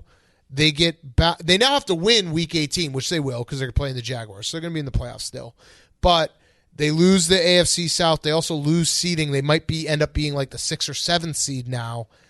The Raiders, Rich Bisicchia, like the Raiders have to be one of the top 3 best stories right now in terms of the NFL. The fact that they are in a win and get in game against the Chargers in Week 18 after John Gruden, after Henry Ruggs, after everything, like they've lost a bunch of games. They were 3 weeks ago, they were staring at 6-7, and the season was over. They've won 3 games in a row, like by 2 points or 3 points. It's crazy. The Raiders deserve all the credit in the world. I don't know how you don't have Rich Bisaccia be the coach next year. Yeah, you got to bring him back. Do it before. You absolutely have to. Do it before the game. In the locker room, like they're giving a scholarship. Do it before the game. Mark Davis is like, "Hey, coach, I just want you to sign this real quick." I guarantee you, if they do that, they win that game against the Chargers. Yes, they got to do that. There's no other way. Like that's. Think of all the small inches that you would gain in that game. As Al Pacino was doing these inches are all around us. You would own every inch that was floating out there if you gave old Rich the contract extension. And he would sign on, like he wouldn't even have to get his agent involved. He would sign in blood. Yeah, no, and Mark Davis would be like, all right, cool, that contract says that I get to pay you $50,000 a year. Yeah, the only problem is everybody would just cry in the locker room. Yes. They get a little bit dehydrated.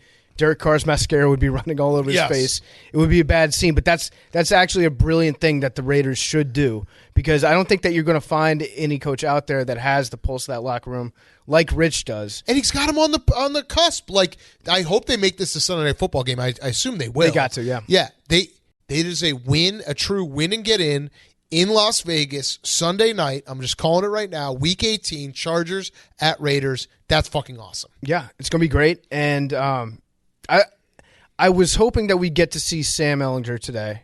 Obviously, the NFL felt a different way. They saw the Ian Book performance. And not only did they say, we're just going to ignore all the COVID stuff, but they also said, okay, you don't even have to be totally recovered from COVID yet. Right. As long as you just say that you're feeling better and that your name's not Ian Book, we will let you start in an NFL game. So Carson Wentz was like, yeah, I was sick. I swear to God, I'm feeling better. I'm good. I'm on back. And he played okay. He had that excellent touchdown pass to T.Y. Hilton. He threw an absolute dime right between, I think it hit 4 Raiders' hands. It was so bad, and this is why I've gone back and forth between being scared for my pinky and being like, I'm fine.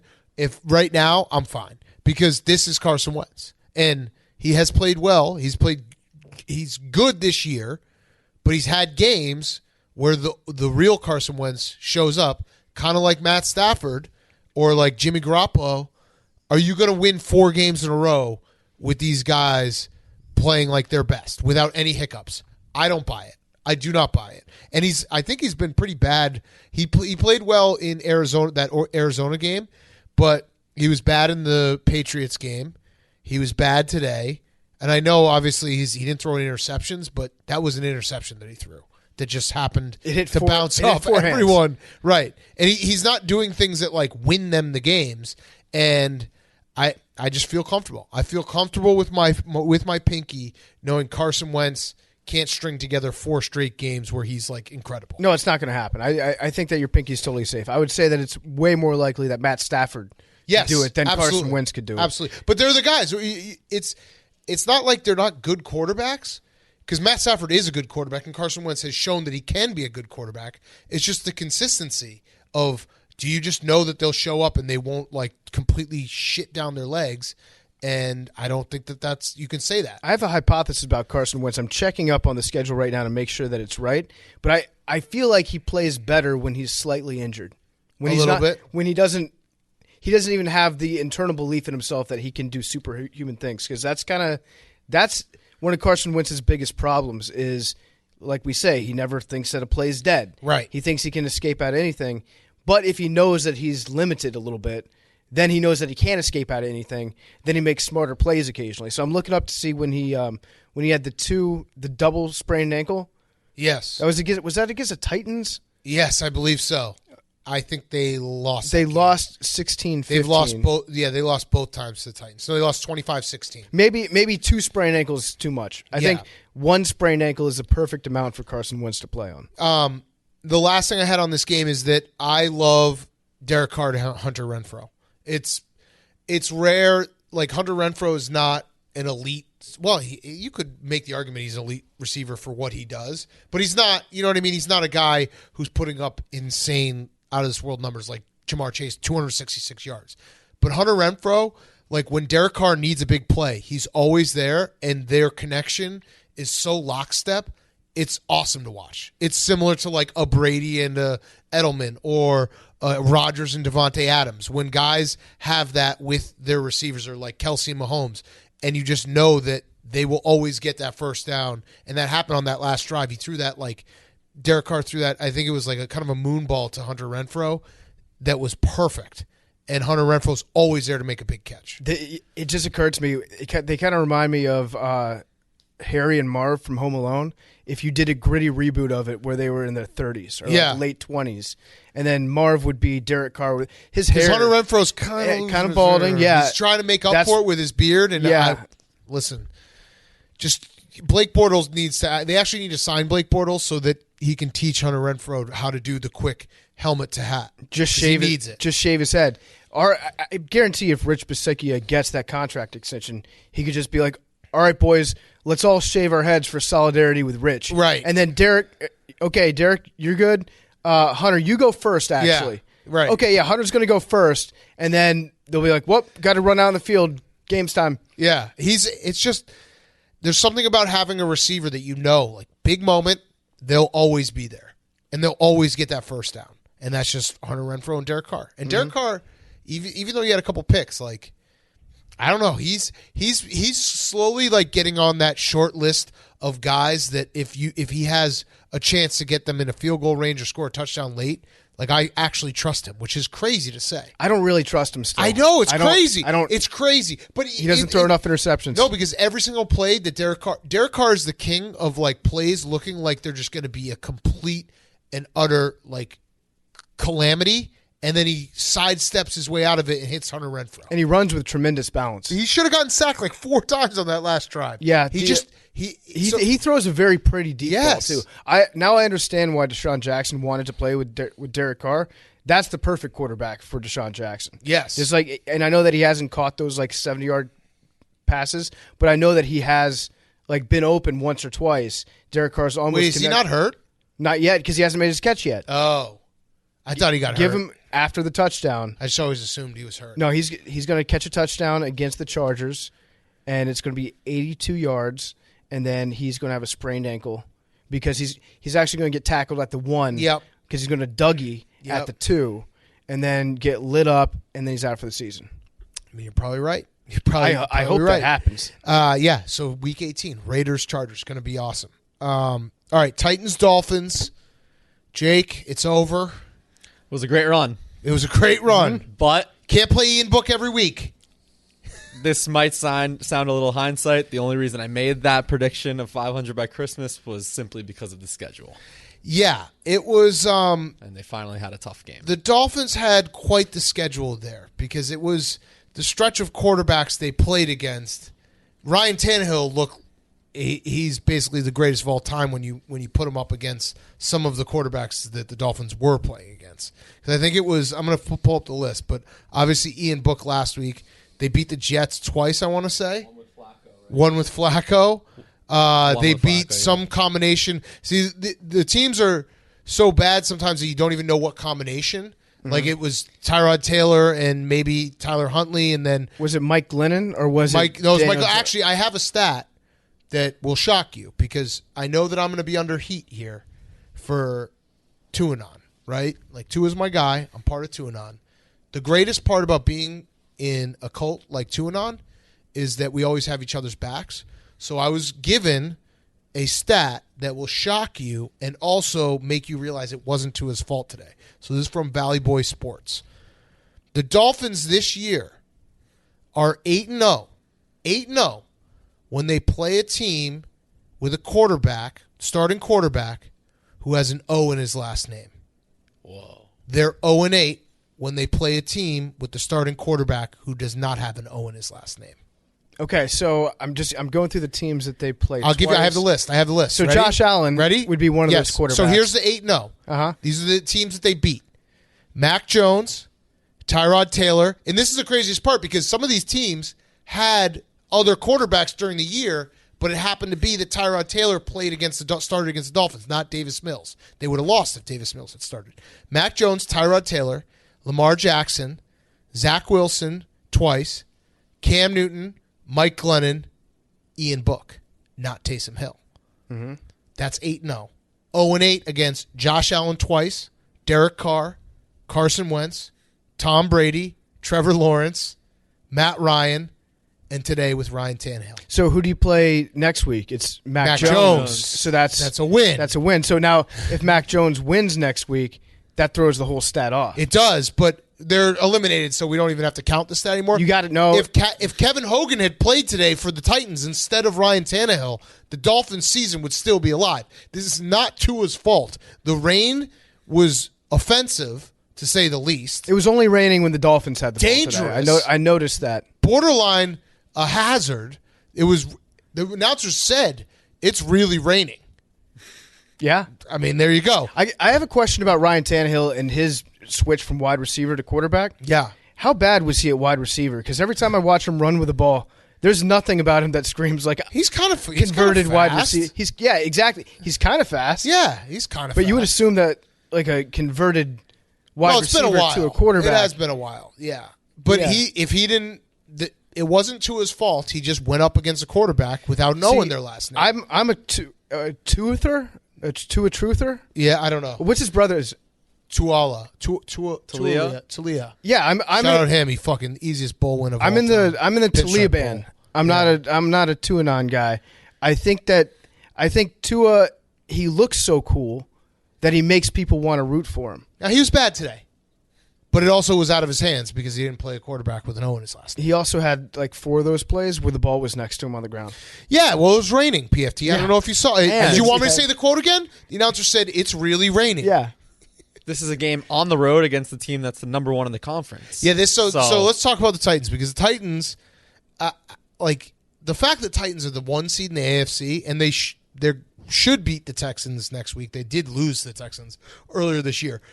They just when you think the Titans are dead or we've been disrespecting them so much, they're now you look up. It's week 17 with the Chiefs lost. They're the 1 seed. They will have a bye. Mike Vrabel deserves Coach of the Year.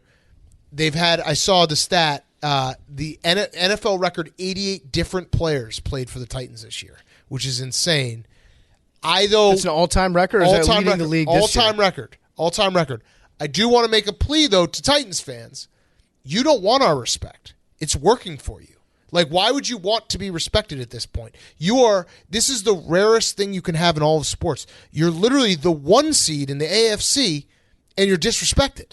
That's incredible. To be able to play that card of, no one believes in us, and truly no one believes in you. And they've also got Derrick Henry coming back. Yeah. And he's going to actually try to play in the playoffs. But still no one's going to believe in you. Right. And you're going to be able to say, wait, we've got the returning leading rusher from last year.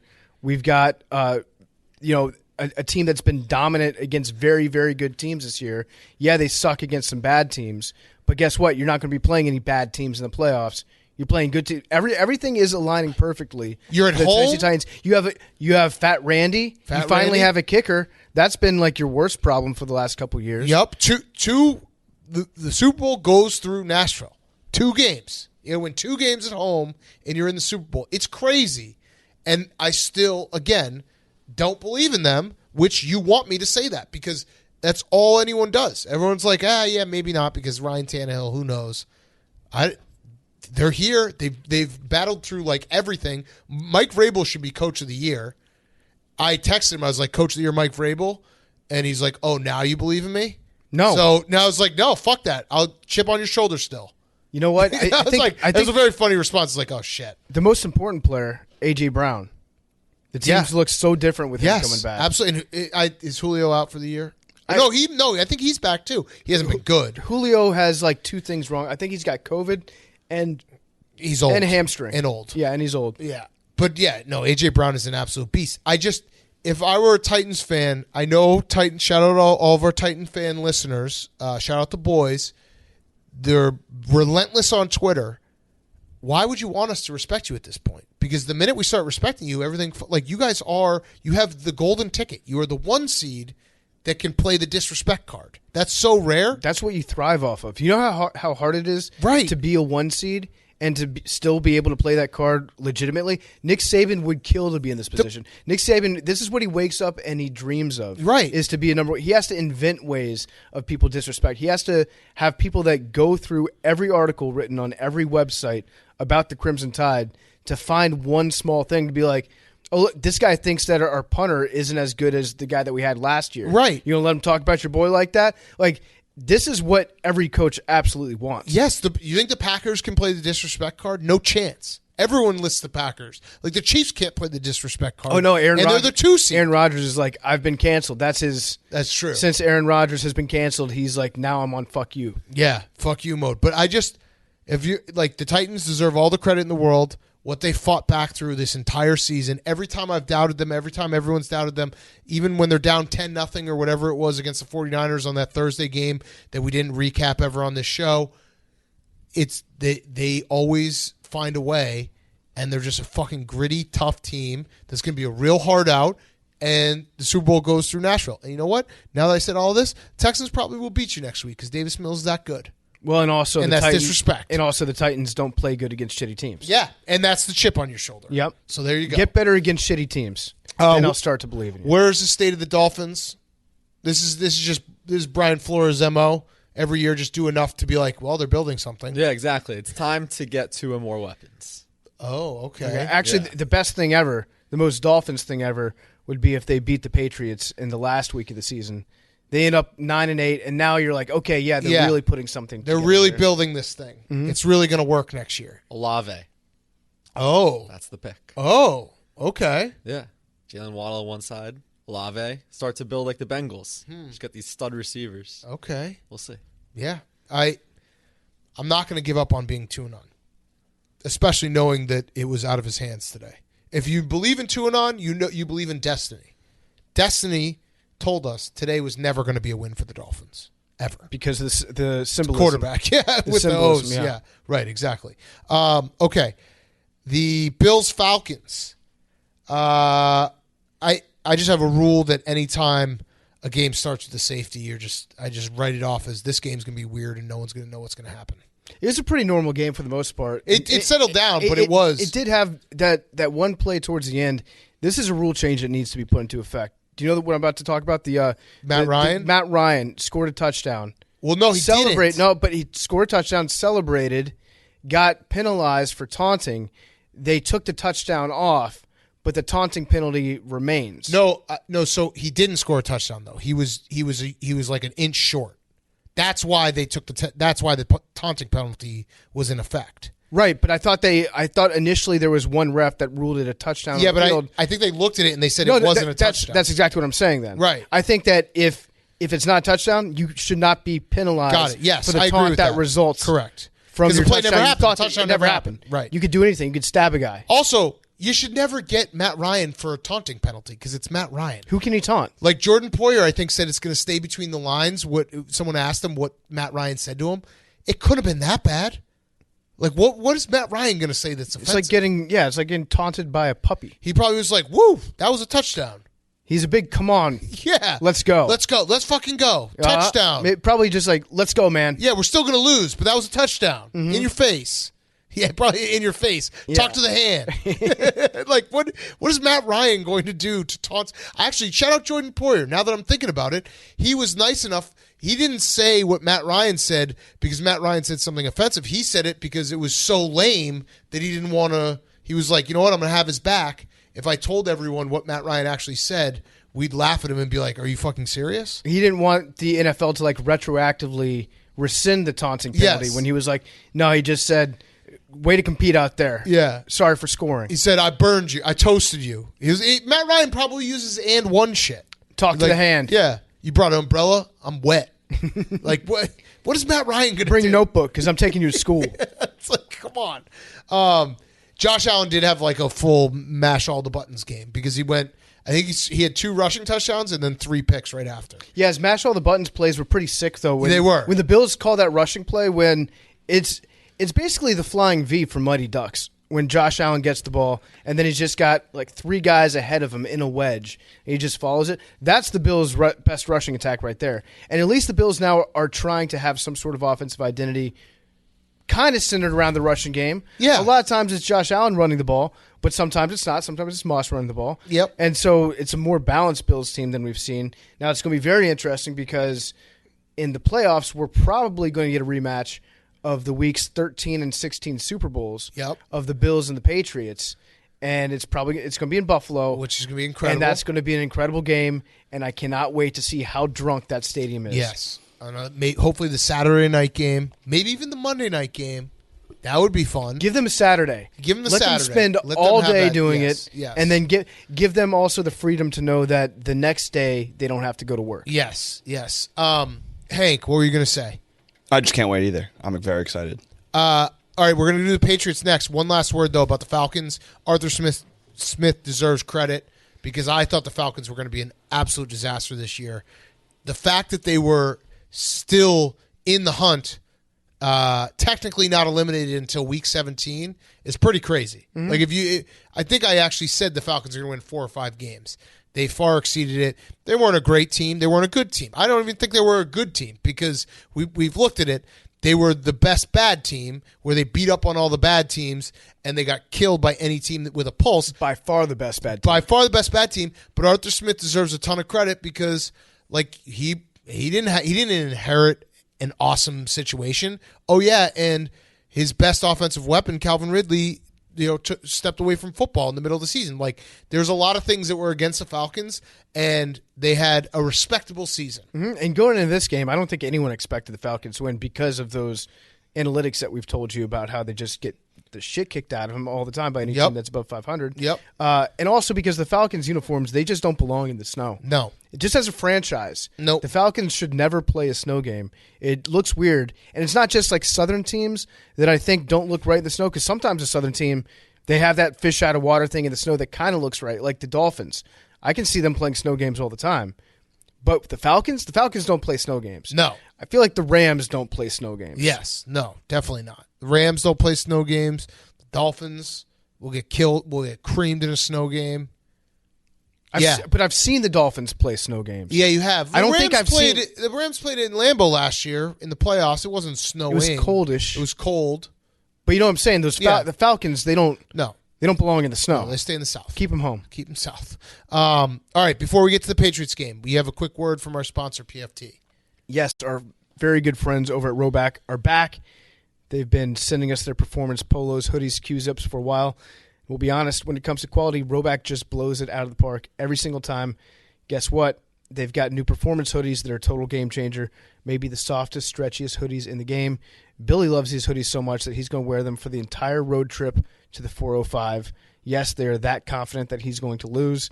The best part about wearing a Roback hoodie is when you see someone else wearing it, you just give them that subtle little nod because you know they get it. You know they get it. They know that you get it. Second, Roback's performance Q-zips bring a new meaning to the word comfortable. They're the definition of versatile, and they're perfect for the office. And finally, Roback's performance polos are the only polos we wear here at Part of My Take.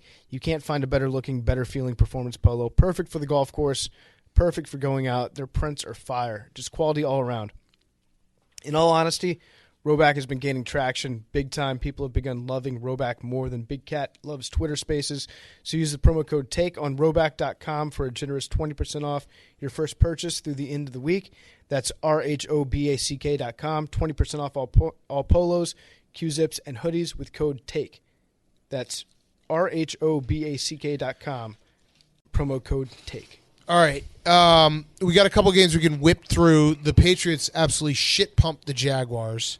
The only thing of note that I had from this game was Jacksonville clinched the number one pick in the draft. Congrats to them. They're officially on the clock. Back-to-back years.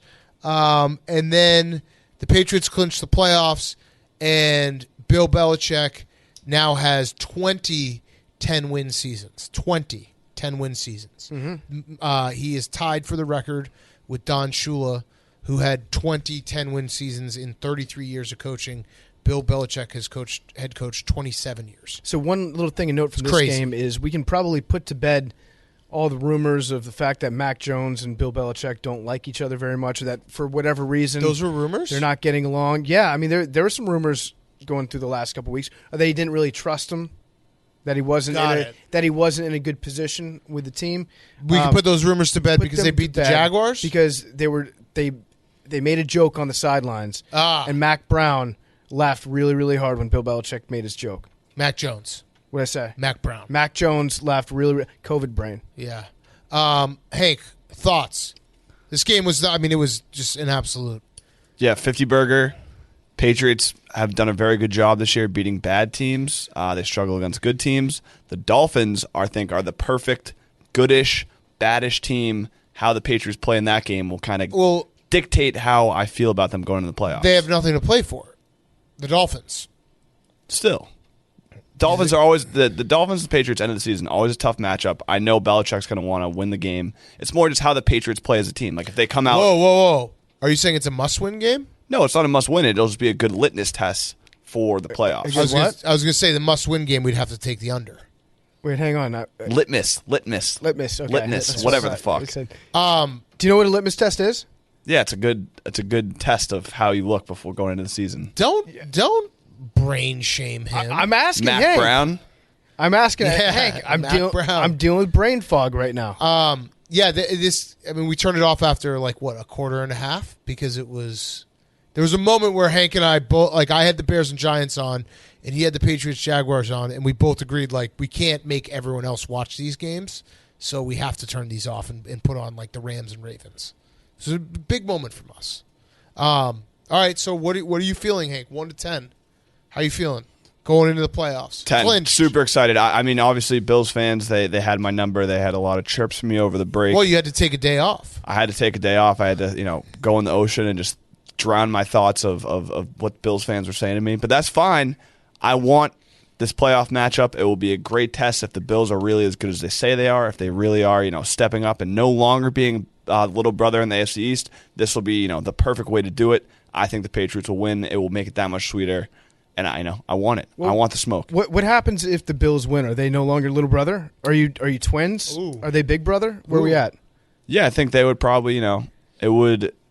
Fraternal twins. I think there's. Well, it's like a fight. It's like when your little brother, how if you have a little brother, you always beat him up, you always beat him up, you always beat him up. Eventually, he hits puberty and he can probably take you, and then it becomes more of an even fight. And usually when that happens, I feel like they stop fighting as much because the big brother doesn't want to get beat up. I think it's it would be like that. Their little brother, big brother went to college, and while big brother was at college, little brother figured out what a weight room looked like, and maybe a couple rounds of creatine. Came back and was like, oh, fuck. Yeah. Little brother's jacked. Right. Yeah. Yeah, right, Billy? Hell yeah. Okay, that was, 50 burger. What more can you say? Exactly. All right, Bears, Giants.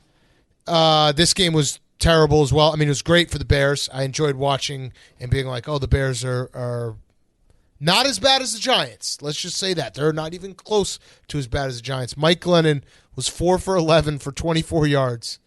4 for 11 for 24 yards. Negative 10 net yards. 4 for 11 for 24 yards. The Bears defense swallowed him whole right from the beginning. The first play from scrimmage, they fucking just broke him in half. I love that Joe Judge saw the split in this game. He was like, okay, we're gonna lose by a lot, but we're still gonna run the ball 40 times. Yep. Joe Judge, they're running Wildcat. That's his understanding of analytics. Yeah. He's the guy that's teams that can run the ball 40 times, they win 95% of those games. Yes. And so he looks at the stat sheet at the end of the game. He's like, well, what the fuck happened here? How'd we lose? Yeah. He's like, well, we established the run. Yeah, come on. What happened here? The Bears, the last 2 wins have meant nothing. They don't have their first-round pick, weirdly enough. The Giants do. So the Giants hurt their first-round pick that they got from the Bears because the Bears got another win. But they helped their own first round pick. Right. Got it. Correct. But yeah, the Bears absolutely demolished them. It's like Matt Nagy's gone. Here's what I'll say: there have been some murmurs in my mentions and around, oh wow, the Bears, fought the last 2 games. No. Matt Nagy's gone. He's fired. The question is just whether Ryan Pace gets fired, which he should be, because we saw Mike Glennon, who, may I just remind everyone, Ryan Pace has paid Mike Glennon 60% of his career earnings in 1 year. He thought that Mike Glennon was a true starting quarterback in the NFL. So Joe Judge, after the game, did you see what Joe Judge said? I've seen a lot of Joe Judge quotes. Okay. I'm ready to go with all of them. This one is wild. So this is why I feel very confident that Matt Nagy is absolutely 100% fired. Joe Judge, after the game, said that there are players that were on the Giants last year that have reached out to him and said how much they wish they were still on the team, even though they're getting paid somewhere else, more somewhere else. Yep. Joe Judge said this. Yeah, sir. Big strong men keep calling me, and they've got tears in their eyes, and they say, "I wish I was playing for you, sir." I wish I was playing for the 4-win Giants that have not been competitive in 2 months, even though I'm getting paid more money where I'm at. So, who's he talking about? Colt McCoy? I don't know. We got to find the list. Find who was on the Giants last year. But so here's why I'm feeling good, because Joe Judge is clearly at the point of his career, season, whatever you want to say, where he's just making shit up. Literally making shit up. He also said that Matt Nagy is a very good coach and the Bears are a good coach team. So I feel good because he's making shit up. Those two things go hand in hand. Yeah. He's just saying shit to say shit. He doesn't actually believe any of it. None of it is actually true. So when he says Matt Nagy's the Bears are a very good coach team, he's lying. And when he says people are calling him up saying they wish they were playing for the 4-win Giants even though they're making more money somewhere else, he's lying. I'm just going to say, right off the top, that Colt McCoy is really the only – is there any other free agent that's left the Giants? Maybe? He's not a free agent. Colt McCoy. Yeah, Colt McCoy probably wants to play for the Giants because he doesn't want to play in the playoffs. He's old. He wants to go home. He wants to enjoy his offseason. Not a big list. Yeah, it's not a big list of guys that aren't on the Giants. It's anymore? made up. It's completely. It's just completely made up. But I do respect him for just like throwing that out there because he has an audience of one with that post game speech, and that's Mr. Mara. He's trying to convince Mr. Mara that he should be kept around next year because all the former players love him so much, It's almost like he thinks that Yelp reviews are going to save his job. Yeah. Like, hey, check this out. Everyone says they had a great time when they were here. You should be able to Yelp review or Glassdoor. Glassdoor is the one for jobs, right? Where you can talk about your coworkers, your boss, the salary. Billy's already logged in on Glassdoor just saying, I really like my job, but I really wish that my bosses had peanut allergies so I could slather Jif all over their noses. Did you think it was Kelvin Benjamin? Oh, no, because he's not playing anywhere else, is he? No. Well, then maybe that is. Because he wishes he was playing in the NFL still. That's what I was looking up. Well, Kelvin Benjamin might be getting paid somewhere else more than he was getting paid. Like maybe Kelvin Benjamin started a catering company and it's doing really, really well because he eats all the food that he makes. All-time quote. I would love to know. Like, go on the record. Let's see. Can we pull up his call logs? Can we NSA him? He also said, just for once, I'm not here to argue about stats. It is what it is. When he was asked about their 10 net passing yards today, it wasn't good enough. He's basically, listen, you can make stats say whatever you want, whether they had negative 10 yards or 600 yards passing. We still lost. That's pretty much what he's saying. Dude, you had negative 10 yards passing. It's pretty tough to do. Again, it was. I've been down about the Bears. I've reached the apathetic, like, who cares point of the season because Justin Fields isn't even playing. But it always is nice to see you, like, it's basically a verbal meme, big dog, little dog. Like, oh, the Bears are a disaster, but they're not that. Because that is just really bad. And they're keeping Joe Judge. Like, the Bears are a disaster, and they're firing Matt Nagy. The Giants are a disaster, and they're keeping Joe Judge, and they announced that they're also going to have Daniel Jones be your starting quarterback, which there was no reason to announce that right now. None. Unless it's just leaked out from Joe Judge. Yeah, and maybe. Joe Judge is saying, hey, I'm hearing word around the organization is that me and Daniel Jones are both staying, and then it gets put out in the press that way. That's the only explanation I can think of. I don't know what else is going on there. But Joe Judge also, he tried to take a shot at my Washington football team, gave us some bulletin board material for next week after the game. He said, listen, we're not having fist fights on the sideline. This ain't no clown show organization. Oh, nice. So embrace debate. Are the Giants a clown show organization? Because I'll put my hand up. The Washington football team's a fucking clown car. It's a clown car that's packed to the gills with buttholes. It always has been. But I feel like the Giants are also getting close to being a clown show. Yeah. No, I think they're past the clown show. You think they've lost the most games. But the thing is, like, you can lose, you can be a loser, but not necessarily a clown show. Right, but I think it's clown show. The fact that Joe Judge is coming back, and again, they announced who announces your starting quarterback in December for next year. Like, why? It's actually similar to the Bears announcing Andy Dalton QB1 for no reason, and then not having a competition. Like, if the Giants actually go through with it and don't have a QB competition, and I'm a Daniel Jones believer, but that's crazy. Do you think it's doubly embarrassing for Ryan Pace to watch his team beat the shit out of Mike Glennon for another team?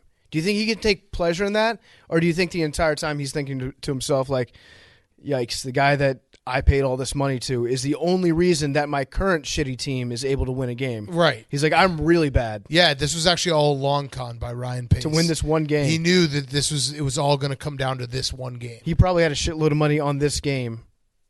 Like 2 years ago. Yes. I found one other, Kyler Fackrell, who played for the Packers, so he's making less money with the Chargers. But you'd throw him out there, that a guy who's like, hey, I'm about to play in a Week 18 winner go home game, and I live in L.A. What's his playing time like? But I really wish I was on the Giants and we were playing a meaningless Week 18 game and I was living in New Jersey. Okay, I'm going to look up this guy because it seems like that's the only other option here. Okay, it's just fucking. Oh man, you look it up. I'm gonna flip the page. Right. That's too much about the Bears Giants, even though it was all about Joe Judge, he's something else. All right. Broncos Chargers. We need a full list. Someone tweet us a full list of Giants players who are not on the roster anymore. Maybe even the entire Joe Judge. Tweet us, find us a list of guys who played for Joe Judge on the Giants. No, but it was last year. Yeah, but he specifically said it could be anywhere. It could. Let's widen the net here. Guys who are making more money somewhere else, who would call up Joe Judge and be like, "I really hate the fact that I'm making more money for a team that's better than your team.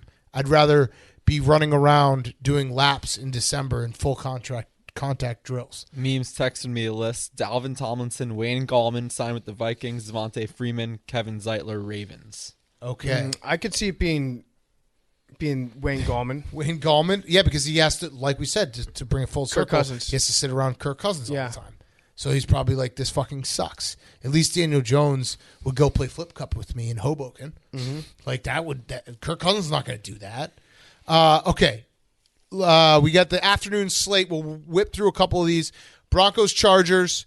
Drew Lock wasn't terrible. The Chargers are back into, again, a win and get in game against the Raiders. And I don't know what the hell the Broncos are going to do with Vic Fangio.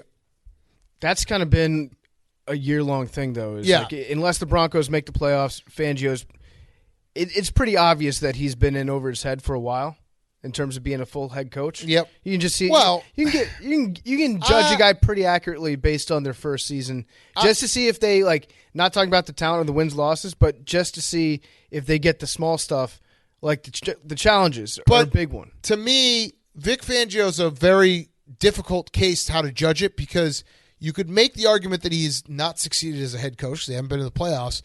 But I think if you're Vic Fangio or a Vic Fangio defender, you'd be like, but that's not my fucking fault because John Elway can't get a quarterback. Like, the Broncos have just been a quarterback away from being a good team every single year. I know that. I'm just saying that you can get the vibe of whether or not somebody is equipped to handle all the other stuff, like in-game management. That's what I'm saying Fangio has never been great at. I still think he's okay. It's just they don't have a quarterback. Drew Lock wasn't terrible, but like they've not had a real quarterback for his entire time there. I think one of the biggest indictments that you can say is the way that Brandon Staley coached this game is pretty much saying, like, there are teams that you need touchdowns to beat. Yes. And then there are the Broncos. So Brandon Staley kicking field goals, which he was right to do. I actually got more respect for Brandon Staley today because he's not like all the math nerds were saying, what happened to Brandon Staley? No, he's smarter than everyone because he knows it's all time and situation. Like, he kicked a field goal on 4th and goal from the 1. He punted on 4th and 8 on Denver's 44. He kicked a field goal from 4th and goal on the 5 because he essentially was like, the Broncos suck. Yeah. I'm winning this game no matter what. Two types of teams in the NFL. One where you won't beat them with field goals, and then the Broncos. Right. The Broncos are the epitome of the team of, yes, you can absolutely field goal the Broncos to death. Yes. You can field goal the Broncos, the Giants. I would say the Jaguars, but the Jaguars field goal the Bills to death. Yeah. 9-6. Yeah. Yeah. So I don't think you want to get in a field goal war. You got to with score them. touchdowns against the Jaguars. You could probably field goal the Bears to death. I'm trying to think anyone else that you can field goal to death, because I think like the Texans are scrappy enough you can't field goal to them to death. At times you can field goal the Steelers to death. At times. Yes. No, you absolutely. If you go into Heinz Field, this iteration of Steelers, and you're like, if we can get 5 field goals from our field goal kicker, you're probably going to win the game. Yeah, the Jets sometimes. Yeah, depending on the week. When it's Mr. INT. Yep. There's a few teams that you can field goal to death, and when you know you have that, why would you go for it on 4th down? Yeah. No reason. None. All right, that was that game. 49ers, Texans, same thing. I don't know what to say about Trey Lance. He looked okay at times, but then also really not. Or you can make the stats sing for Trey Lance, though. Yeah. By comparing. He covered. Good point. Just because of his ability to throw the ball deep occasionally and without getting it picked off. And now, just so everyone understands, I'm not being hypocritical here because I do think that you got to give rookie quarterbacks time. Trey Lance is in a different situation because there's a chance he has to start a playoff game. So it's like we're judging him, can he win a playoff game, because he might be thrust into that situation. I think we can say no. Maybe. I think he can. I think he can, because here, Big Cat, here's why. Kyle Shanahan's system. Shanahan's system, it's kind of a motherfucker for a quarterback because you can put most decent quarterbacks or decent prospects into that system and convince yourself like, yeah, this could work. Like Kyle Shanahan could tailor the system to Trey Lance, and I could see that running game like really stepping up. Yes. But then once you get to a point where it doesn't work, then it 100% becomes a quarterback's fault. Right. Where you're like, the system's so good, if they just had a quarterback that could fit within it, then they could win the Super Bowl every year. Right. It's like, wait, there's something that gives and takes at the same time, where it's like maybe the system does have a very low floor, right, on the back, but the ceiling is not that high. Right. And who knows? I'd still like the Niners. I still love Deebo Samuel, Kittle, all those guys. Deebo Samuel Sr. But yeah, Trey Lance, he's not ready yet. What do you got? Oh, we have the announcement. Breaking news. Saturday, Chiefs at Broncos, Cowboys at Eagles. Sunday Night Football, Chargers at Raiders. Okay, good. Wait, what are the Saturday ones again? Chiefs at Broncos. Okay. Cowboys at Eagles. I don't know why Chiefs and Broncos. That feels like that has no... Kind of a throwaway game. Yeah. That just Patrick Mahomes will get ratings. Which maybe the whole division had to be flexed for fairness. I don't know. Because the Sunday night game? No, I think they just probably like Patrick Mahomes will get ratings. Like at 4 o'clock on a Saturday in January, Patrick Mahomes could be playing a fucking Pop Warner team. You'd be like, I'll tune in. Patrick Mahomes in Mile High. I thought it would be throwing San the ball Fran, 75 yards. Niners, Rams is 2 playoff teams. I thought they would flex that. Okay, so but you know good Saturday and Sunday. You know what I'm saying about the Niners, right? It's like Kyle Shanahan's system is basically any quarterback can be good until they're not, and then the quarterback's the problem. Right. And you always sit there and say, imagine if we had this quarterback. Yes. It would be incredible. Which I do all the time. Right, of course. And when we say imagine if you had this quarterback, it's actually just Kyle Shanahan dreaming of Kirk Cousins. Yep.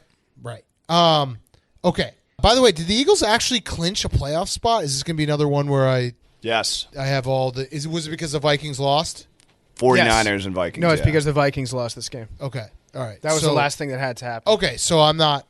There's going to be a lot of Eagles fans. At the time that you said it, you're not wrong. Yeah, when you but get the to time this you're listening point to it, he's wrong. of the podcast, you're going to feel like an asshole for tweeting me that you clinched. It hadn't happened yet. Saints, Panthers. Who cares? Yep. Moving on. Sam Darnold looked...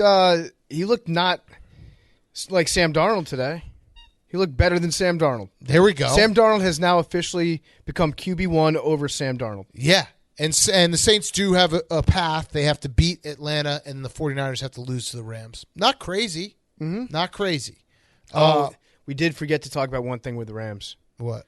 Odell Beckham punching that guy in the butthole. Yeah.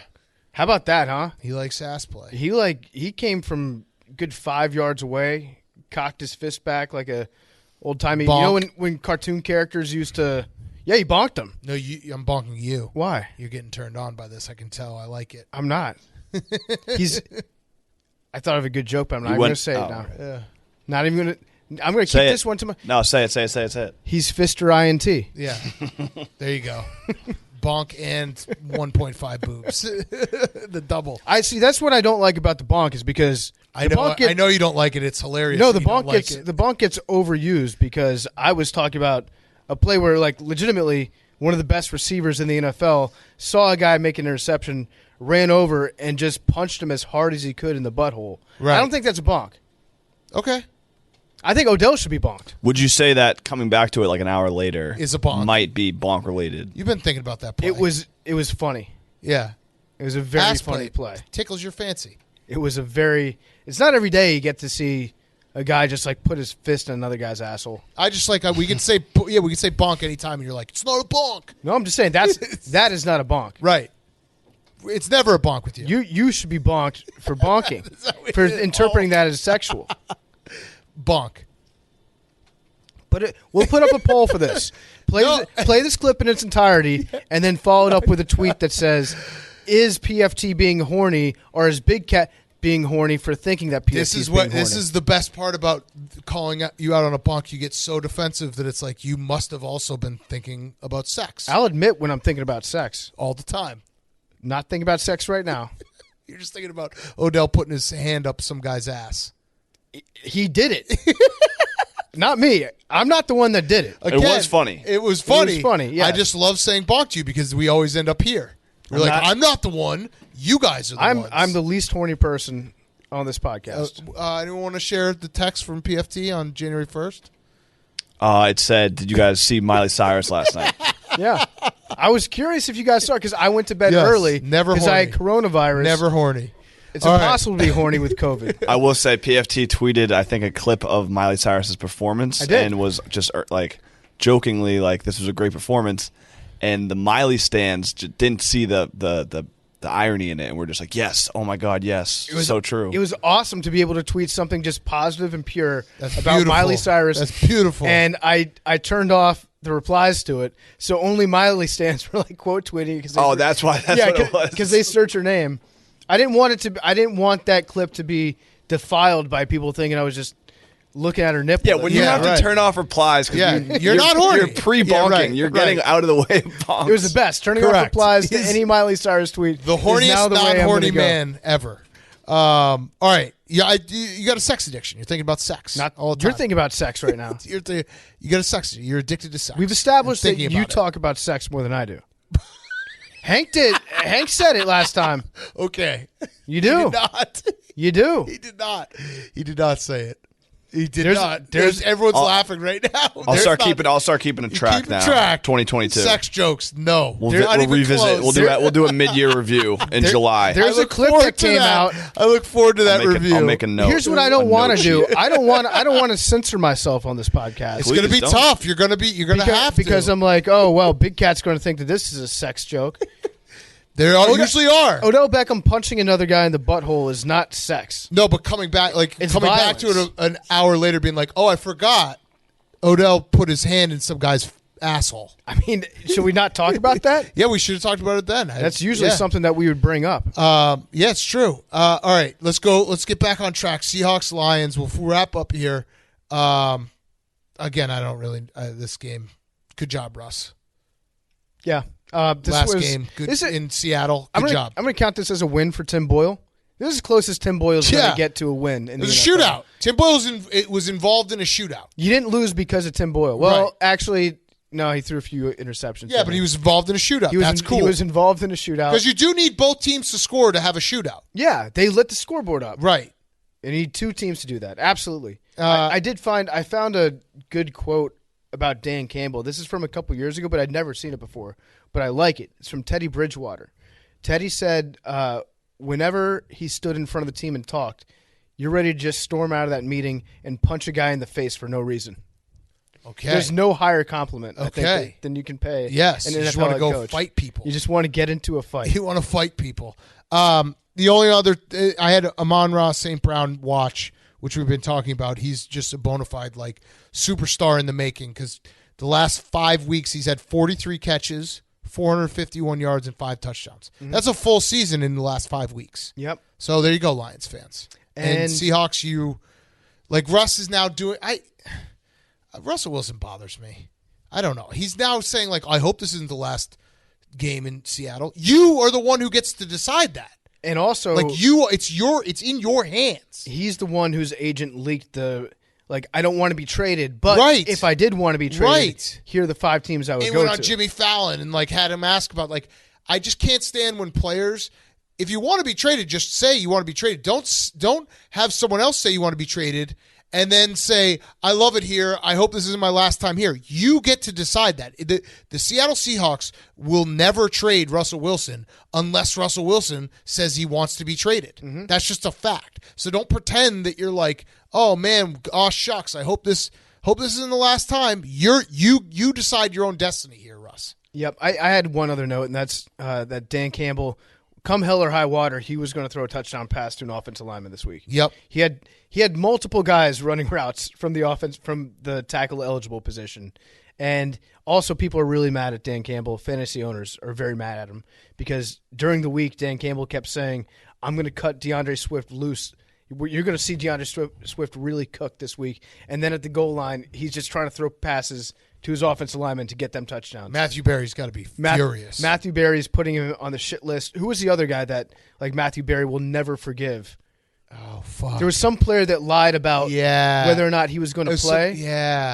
No, yeah, he It was on the Cardinals, he wasn't tweeted it? something, and Matthew Berry was like, you think this is a fucking game?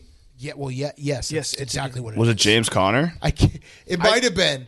Who like saying No, I like don't he think was so. out, and then he got very, very upset at someone. I do remember this. We got to find that. David Johnson? It might have Maybe. been. Yeah. He did he tweet that he was going to be out and then he played? Or he tweeted that he was going to play, then he was out. Yeah, Matthew Berry's like, you're playing with people's lives here. That's very funny. That's very So funny. fun. I encourage more I do players that all to do the that time. in Week 17. Yes. Especially Week 17. Yes. Throw some chaos into it. Okay, last game. Find that for us. I think it was David Johnson in 2019. What'd he do? Because It was. Matthew Berry rants at Cardinals Twitter for trolling fantasy managers. So that clip looks like he woke up the next day and still was upset. Oh, no. Yeah, it was a big thing for Matthew Berry. And then the caption of the video, Matthew Berry calls out the Arizona Cardinals Twitter handle for saying fantasy managers should have started running back Chase Edmonds in Week 7 against the Giants. Oh, man. Should've. That's great. I think Matthew Berry took David Johnson off his big board, like for the rest of his life. He's like, I will never draft David Johnson again in fantasy because of what he did to me. I know we joke about fantasy, like no one cares about your fantasy team. And look, I play fantasy, and I know people take it very seriously. The thing that bothers me with fantasy every year is like the championship is just, and the playoffs are just complete flukes. It's like whoever has one game where it's just crazy and he goes off, and that's it. Like if you had Jamar Chase if you this drafted week, Jamar Chase, probably at the time when Jamar Chase was like, I don't know if I'll ever be able to catch a football because the stripes are different. That's when you drafted him. Yeah. Back, think back 4 or 5 months ago. And then now you're winning thousands of dollars because of what a great season he had. And more specifically, what an incredible week this week he had. Right. It's all luck. It's just your players end up playing like in random spots. Obviously, there's some people that are really good at it, but it's just you lose 1 or 2 times in your fantasy career where it's like, oh, fuck this. This guy was awesome all year, and then 1 week he decided to suck, and it just completely kills it for you. Mm-hmm. What do you got? What does he say? Read it. The video to his rant. You want me to lie at AZ Cardinals about David Johnson's health for competitive reasons? Fine. But when I believe you're lying, start DJ and bench Edmonds. You want to troll me for that? Ahem. I have some thoughts. Ahem. He did the throat clear. Holy shit, the Arizona Twitter Cardinals account, like, I've been in the news recently in the last few years. I didn't know that I'm a fan of theirs now, fully. Wow. I think more people should start typing the word ahem before they drop a nuclear take. Ahem. Let me get on my soapbox. Ahem. All right, last game. Cardinals Cowboys. I made the biggest future bet I've ever made in my life at like noon today on the Cowboys to win the Super Bowl at 10-1. They lose this game. They lose chance at the number 2 seed. Also, Michael Gallup tore his ACL. I'm the biggest mush alive. And I experienced watching it with a very rooted interest in the Cowboys, and they suck.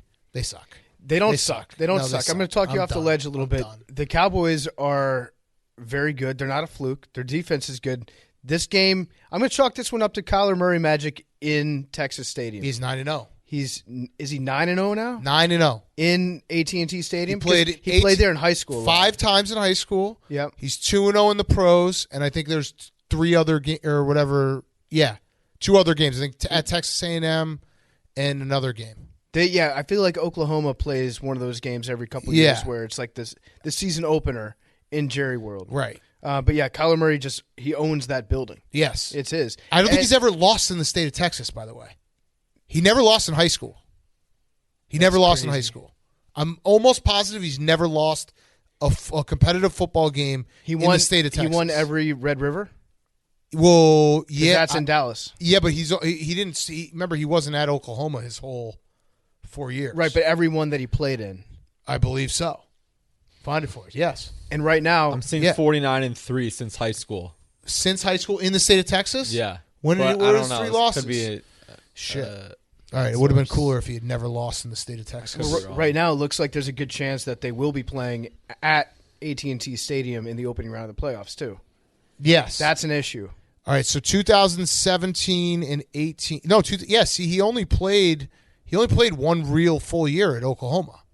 So, and I'm pretty sure they won Red River that year. Get on that, Jake. That's a big. If he's never lost in the state of Texas, I might have totally made that up, but that would be fucking cool. How cool would that be? Did Jake just say he lost 3 times? Yeah, but he said that was the first thing he saw. I'll look for a better source. But what was the source? Some guy with 30 followers. Give us a shout out his name. This guy's Schittsburg Steelers guy. I put you on the spot. I'm sorry. The Evening Fire. The Evening Fire sounds kind of like podcast.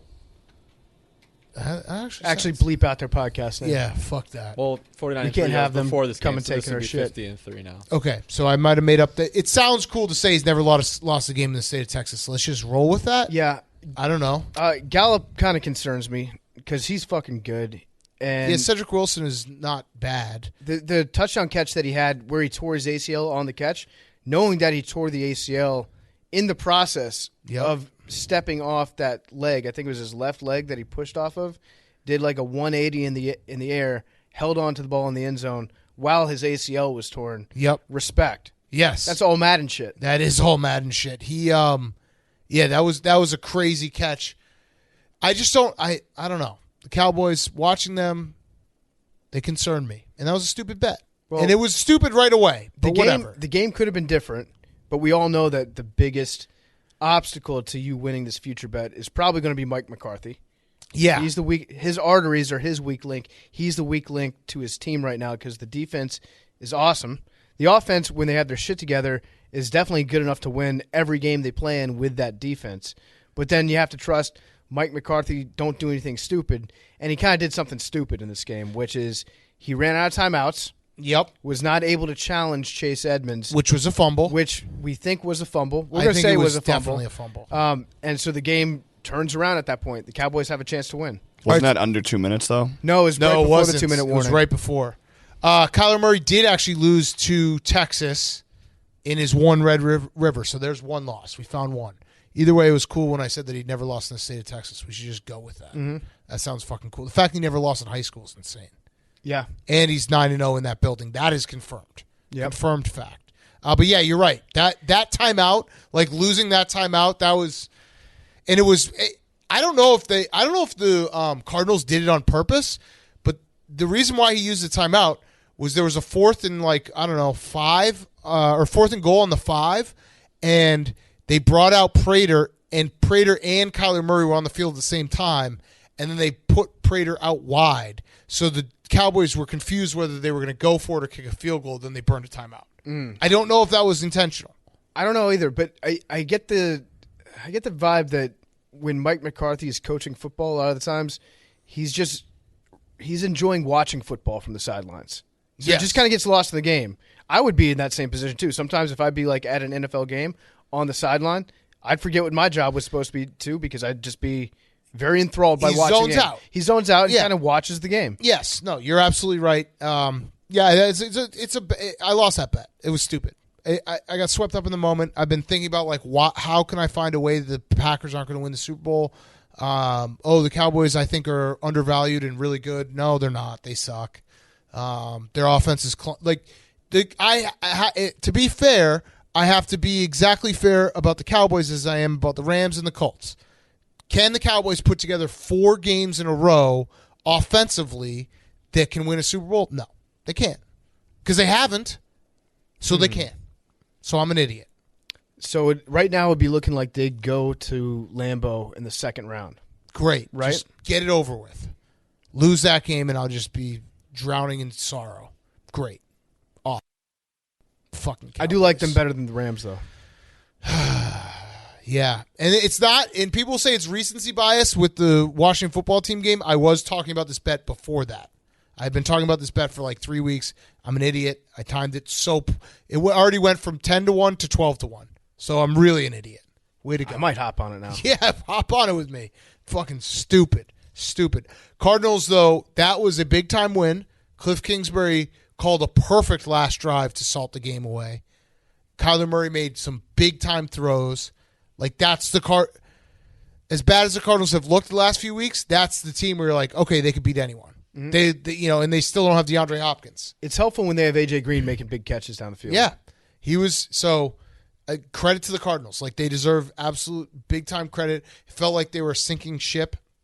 That's a huge win. They can still win the AFC or the NFC West if they win and the Rams lose. So that's that would obviously change a lot of the picture because then the Cardinals would get home field for the first round. They stink at home, though. That is true. That's the issue. Yes, that is true. Okay. Kyler Murray's never won in the state of Arizona. That's true. He's never won in the state. He's over in the state of Arizona. If the Cardinals go back to the AT&T, I'm just going to burn that money. Like, I'm just burning it because he's going to win again. He'll go 10-0 in that building. Something about it. I do believe in that shit. Like, he's just something about being in that building. He's just going to dominate. Okay, let's do Football Guy of the Week, and then we'll wrap up with Who's Back of the Week. Maybe talk a little college. I know Hank has college football on his Who's Back. Billy, how sickened are you by opt-outs?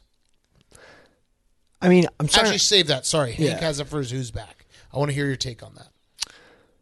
Congratulations to both Greg, Kittle, and Olsen for winning Football Guy of the Week for Week 16. Just guys being dudes on the sideline. Nothing better than that. So now for our Week 17 nominees. Number 1, Michael Freeman.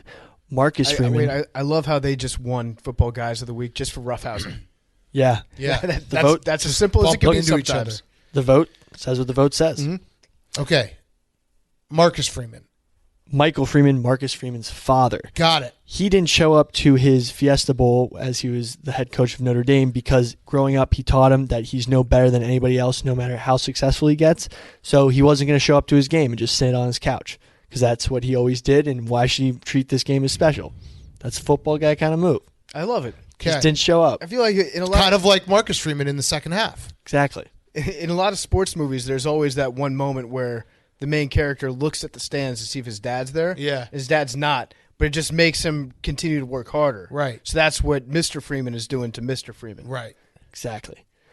Second nominee, Jalen Warren, running back for Oklahoma State. This story comes from after the Big 12 championship game. He was so frustrated that he couldn't play and help the team, so that he walked from the Stillwater airport back to his dorm on a bad ankle after the team arrived home. He walked 3.2 miles from the airport to his dorm on a bad ankle because he was so frustrated he couldn't help his team and just decided to go totally out of the way. So he can't help his team even more because it's like when we were in Chicago and PFT had a broken foot and he walked on it and it turned blue. Yeah, it was bad. It was really bad. I've never been the same since. It was really bad. I used to be able to dunk. Mm-hmm. All his teammates circled back to offer him a ride, and he refused all of them. So yeah, it seems more dumb. Yeah, like I could see you trying to make the walk back, and then maybe by the time your second teammate drives past you, you're like, yeah, you know what? I've proved my point. I was going to walk. Also, it concerns me that sounds like he leaked the story of like I wanted to walk home from the airport. Yeah. Okay. There's no sadder walk, I think, than walking home from the airport. No. You might as well just be like a hobo with a stick with a rag tied to the end of it. It's bad. A lot of mental toughness, though. Yeah. Number 3, Rob Gronkowski, tight end for the Buccaneers. So he had a great line when asked about the Antonio Brown situation. He just said, "I don't know what happened. I was too busy smashing helmets with 300-pound linemen." Nice. I mean, that's the only input you'd think Gronk would have. I actually think he's being honest. Mm-hmm. I think he probably, when he gets on the plane, he's like, "Where's AB?" It's a good answer for any football player to have when asked about anything that you don't want to answer. Yes. I don't know. I was busy smashing my helmet against a 300-pound lineman. Yes. Boom. Easy. He's got Done. CTE, according to doctors on Twitter. Last nominee, Joe Burrow, quarterback for Cincinnati Bengals. Joe Burrow played a lot of the game without his nameplate on his back because he plays for the team on the front, not for the one on the back. Slash, he was ripped off. Exactly. It had Frank the Tank in a fucking blender every time they showed him. He's like, "Where the hell is his nameplate?" Like, I don't know. If he's the only guy that doesn't have one, then you know who he is. Yes. Kind of looked a lot like the Bobby Boucher jersey. Again, those references. And now for the old school football guy of the week, with John Madden passing, one of the ultimate football guys, I just have a story about when John Madden, there was a Patriots player when he was coaching for the Raiders who cracked his vertebrae, and the Patriots were flying home, and this player had to stay. John Madden stayed with this player in the hospital when all of his team and coaches had flown back east and saved his life once when he was choking because his tube had slipped out of his... Wait, what? John Madden was in the hospital, saw the guy choking. Where was John Madden coaching? John Madden... Is my mic working? He was coaching the Raiders. The guy got injured in the game, and basically, he got sent to the hospital. Raiders player or Patriots? Patriots player. Okay. The Patriots are getting on the bus, and John Madden basically went to the plane, got on the plane, and was like, "You need to keep someone here to watch this player." Made a PR person stay around, and then John Madden basically went to the hospital, stayed at the hospital with him. Okay. He was going to visit him at the hospital, and the hose that was going in his neck or whatever slipped. It was basically suffocating him. John Madden noticed it, was like, hey, grab the nurse. If John Madden wasn't Saved there, his life. the guy probably would have died. And then continued his friendship with him over the years and, stayed very close with him. Okay. Thanks, Hank. Yeah. You're welcome. Sorry, I saw Big Cat was kind of... I was confused. Yeah. I was confused. Just going to read the passage. Okay. No, read the passage. No, Hank did a great job. Read the passage. That was basically, yeah. Go ahead. That's a great story. I'd never heard that story. I got confused. I'm sorry. No, Hank did a great job. Yeah. How do you feel if you're the Patriots coach at that point? Like another man saved your player's life. You got cucked. Yeah. Yeah. John Madden, legend forever. Was there anything else? That was our football. Are you mad that I got confused? No. You threw the windpipe thing in late. I was like, what's going on now? Oh. That was a great job, Billy. Yeah. Thanks, Hank. Yeah. Thanks, Hank. Thanks for the save, Hank. Thank you. Great football guys. Go vote now on the blog, correct? Hank just maddened your throwback football guy. I know. Yeah. He really stayed in the hospital on that one. He saved it. He did. He saw you choking, and he fucking got it out of your mouth. Exactly. All right, should we do Who's Back of the Week? Yep. Wrap it up. The college football playoffs were... We'll talk some bowl season. I think we're going to have Kirk Herbstreit on Wednesday. But, yeah, the semifinal... We need to expand the playoffs, not just it's going to end up the same way, but at least we'll have some fun games beforehand. I wish there was a third place game. Yeah, I would like to would see be fun. Michigan Cincinnati play. Yeah, that would be fun. That's true. Well, that would kind of lead me to my Who's Back of the Week, PFT, because if we had a third place game, all the players would probably opt out. My Who's Back of the Week is debates over players playing or not playing in bowl games. Big Cat alluded to Kirk Herbstreit on the pregame before the playoff. He basically, before the Matt Corral Ole Miss game, he was saying that players should play and saying all this stuff. People were very mad at him for, basically saying that players should be playing in bowl games regardless of their draft status or whatever. They should be playing for the team and not worrying about, their future and millions of dollars being up in the air if they happen to get injured, which Matt Corral got injured in a meaningless game. Yes. So that kind of put fuel on the fire of the debate. Yes. I don't think that Matt Corral is going to miss out on any money, though. Now, it's not to say that it could never happen because it has happened before. Like Jalen Smith, when he was playing in the bowl game, had the devastating knee injury. It cost him a shitload of money and a lot of draft position. We don't know what's going to happen with Matt Corral. In fact, I would say that there's probably a pretty good likelihood that there are a ton of NFL GMs who would probably bump somebody up in their draft stock if they're like, oh, this guy wanted to play in the bowl game. That's just how like a lot of NFL GMs think, like this guy's here for his team. But I think we probably have a similar opinion on this. But if any player in college football decides at any time, like I'd rather not risk injury and then enter the draft, it could be for a bowl game. It could be in the middle of the year. It could be whenever. If he's like, you know what, I'd rather play in the NFL. That's kind of the game. That's kind of like, okay, you're not getting paid at this level. You want to get paid. I like it when players stick around and play, personally. As a fan, I think it's cool. But I don't think that my opinion on whether or not I like it should enter their calculation of whether or not they want to hold out for the next level. Yeah, no, it's very weird that it becomes like this raging debate when it's like these guys they should get to do whatever they want to do. Yeah. It's their personal choice.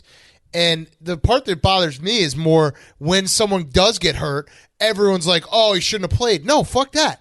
If a guy wants to play, if it means something to him to play one last game with his teammates, whether it's a meaningful game or not, he should get to do that. Like, that's his choice, just like it's a choice. I also think when you have, like, opt-outs, the Rose Bowl was fucking incredible. Do you know why it was incredible? Because can you give me the pronunciation on the Ohio State receiver's name? I don't want to mess it up. I believe it's Smith and Jingba. Was insane. Do you know how many? Like he was good all year, but Chris Olave not playing let him step up into a bigger role. Like it also, when you have opt-outs, you get guys that are underclassmen that have a chance to shine in big time moments. So it's bizarre to me. I also think that there's so many people who judge these kids, and actually I don't think there's that many people who have the opinion that kids shouldn't opt out anymore. I really think I don't think so either. It's starting to, like, player movement and player independence in all sports has completely shifted, where I think most people take sides of players, not owners anymore. So it's very, like, it's one of those Twitter arguments that it feels like everyone's just yelling at like three people, like Danny Kanell and I don't know who else. Herbie and Desmond Howard. Yeah, like who are we arguing with? But at the end of the day, like, guys should get to decide what they want to decide, what's best for them. So people think it's ESPN because they're the ones that are not benefiting from the best players. And we should talk to Herbie about that, because that is a fair criticism. I think that does have something to do with it, because they want to be able to sell all their bowl games. Right. And it's way easier. I'd watch anyway. Yeah, a lot of people would watch anyway, but they definitely have a significant financial interest in the best players and the players that playing in these big games. I think people would watch, like, there's so many fans of college football that don't even know the big-time players. Like, your team's big-time players, but I think that's part of why college football is great is you watch the jerseys. You know what I mean? Like, Notre Dame's playing in a game. Did people who watch that game was probably watched by millions and millions of people. There was probably millions and millions of people that didn't realize that Notre Dame didn't have their two best players in the game. Like, I just think that people watch for the jerseys and the tradition and all that. So it doesn't really change that much when a guy wants to opt out to secure their financial future. And people watch bowl games. I love the argument of, like, there's too many bowls. Do you know why there's too many bowls? You know why there's quote unquote too many bowls? First of all, I do not think there are too many bowls. I think there's too few. The reason why there's so many bowls is because everyone watches them. Bowl games on the Pinstripe Bowl gets more people watching it than, like, the premier Thursday night NBA basketball game. Yeah, would you rather watch football? Would you rather not watch football? Right. It's just like the reason why there are so many bowls is people watch them. We should come up with bowl game matchups for the NFL. Yeah. Oh, yeah. After this week? Yeah, yes. After this game, after the last week. And invite them, yes. And then invite all the teams and see who really loves football. Yes. Billy. If the Bulls want those players who would sit out to play in the games, they should pay those players. I agree. Yeah. That's actually a great idea. I think that for the most part, college football fans in this circumstance exist in a pretty rational place of we want to see our players playing if they want to play. If they don't, we'll be disappointed, but we're not going to be like, fuck that guy, he has no heart. You know, like most people understand the millions of dollars that could be at stake. Now, and they would prefer to see their favorite players play, but they don't have any severe animosity against the guy for not doing it. The last thing I'll say about it is I do think that we all freak out about injuries to a point that's just, like, insane given where we are with like science and rehab and all this stuff, I always put back. Alex Smith played football again. Alex Smith, his leg fell off. He played football again.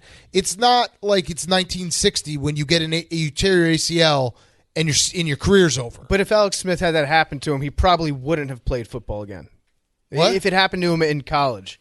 Like, he was not, when he came back. Well, I think that was also age. The reason why he came back at the end was to prove that he could do it, and the team gave him a chance to do it because they're like, yes, thank you for what you've done for us. But I think that was age, He too. wasn't I mean, like an NFL quarterback. Yeah, but he was 36, 37. He was at the end of his career regardless. Yeah. I think if that had happened when he was 20, he still would have tried to play football. Now, obviously, that's a 1 in a million injury that would have cost him a lot of money. I'm just saying, like, guys recover from ACLs. Guys recover from injuries so much differently than they did 20 years ago, 30 years ago. You know what I mean? And it turns out that Corral has a sprained ankle. It's a high ankle sprain, so he's going to be fine. Right. It's not going to affect his draft stock. People were talking about millions of dollars. There were a lot of people that were rushing to be like, see, this is a nightmare. This is why.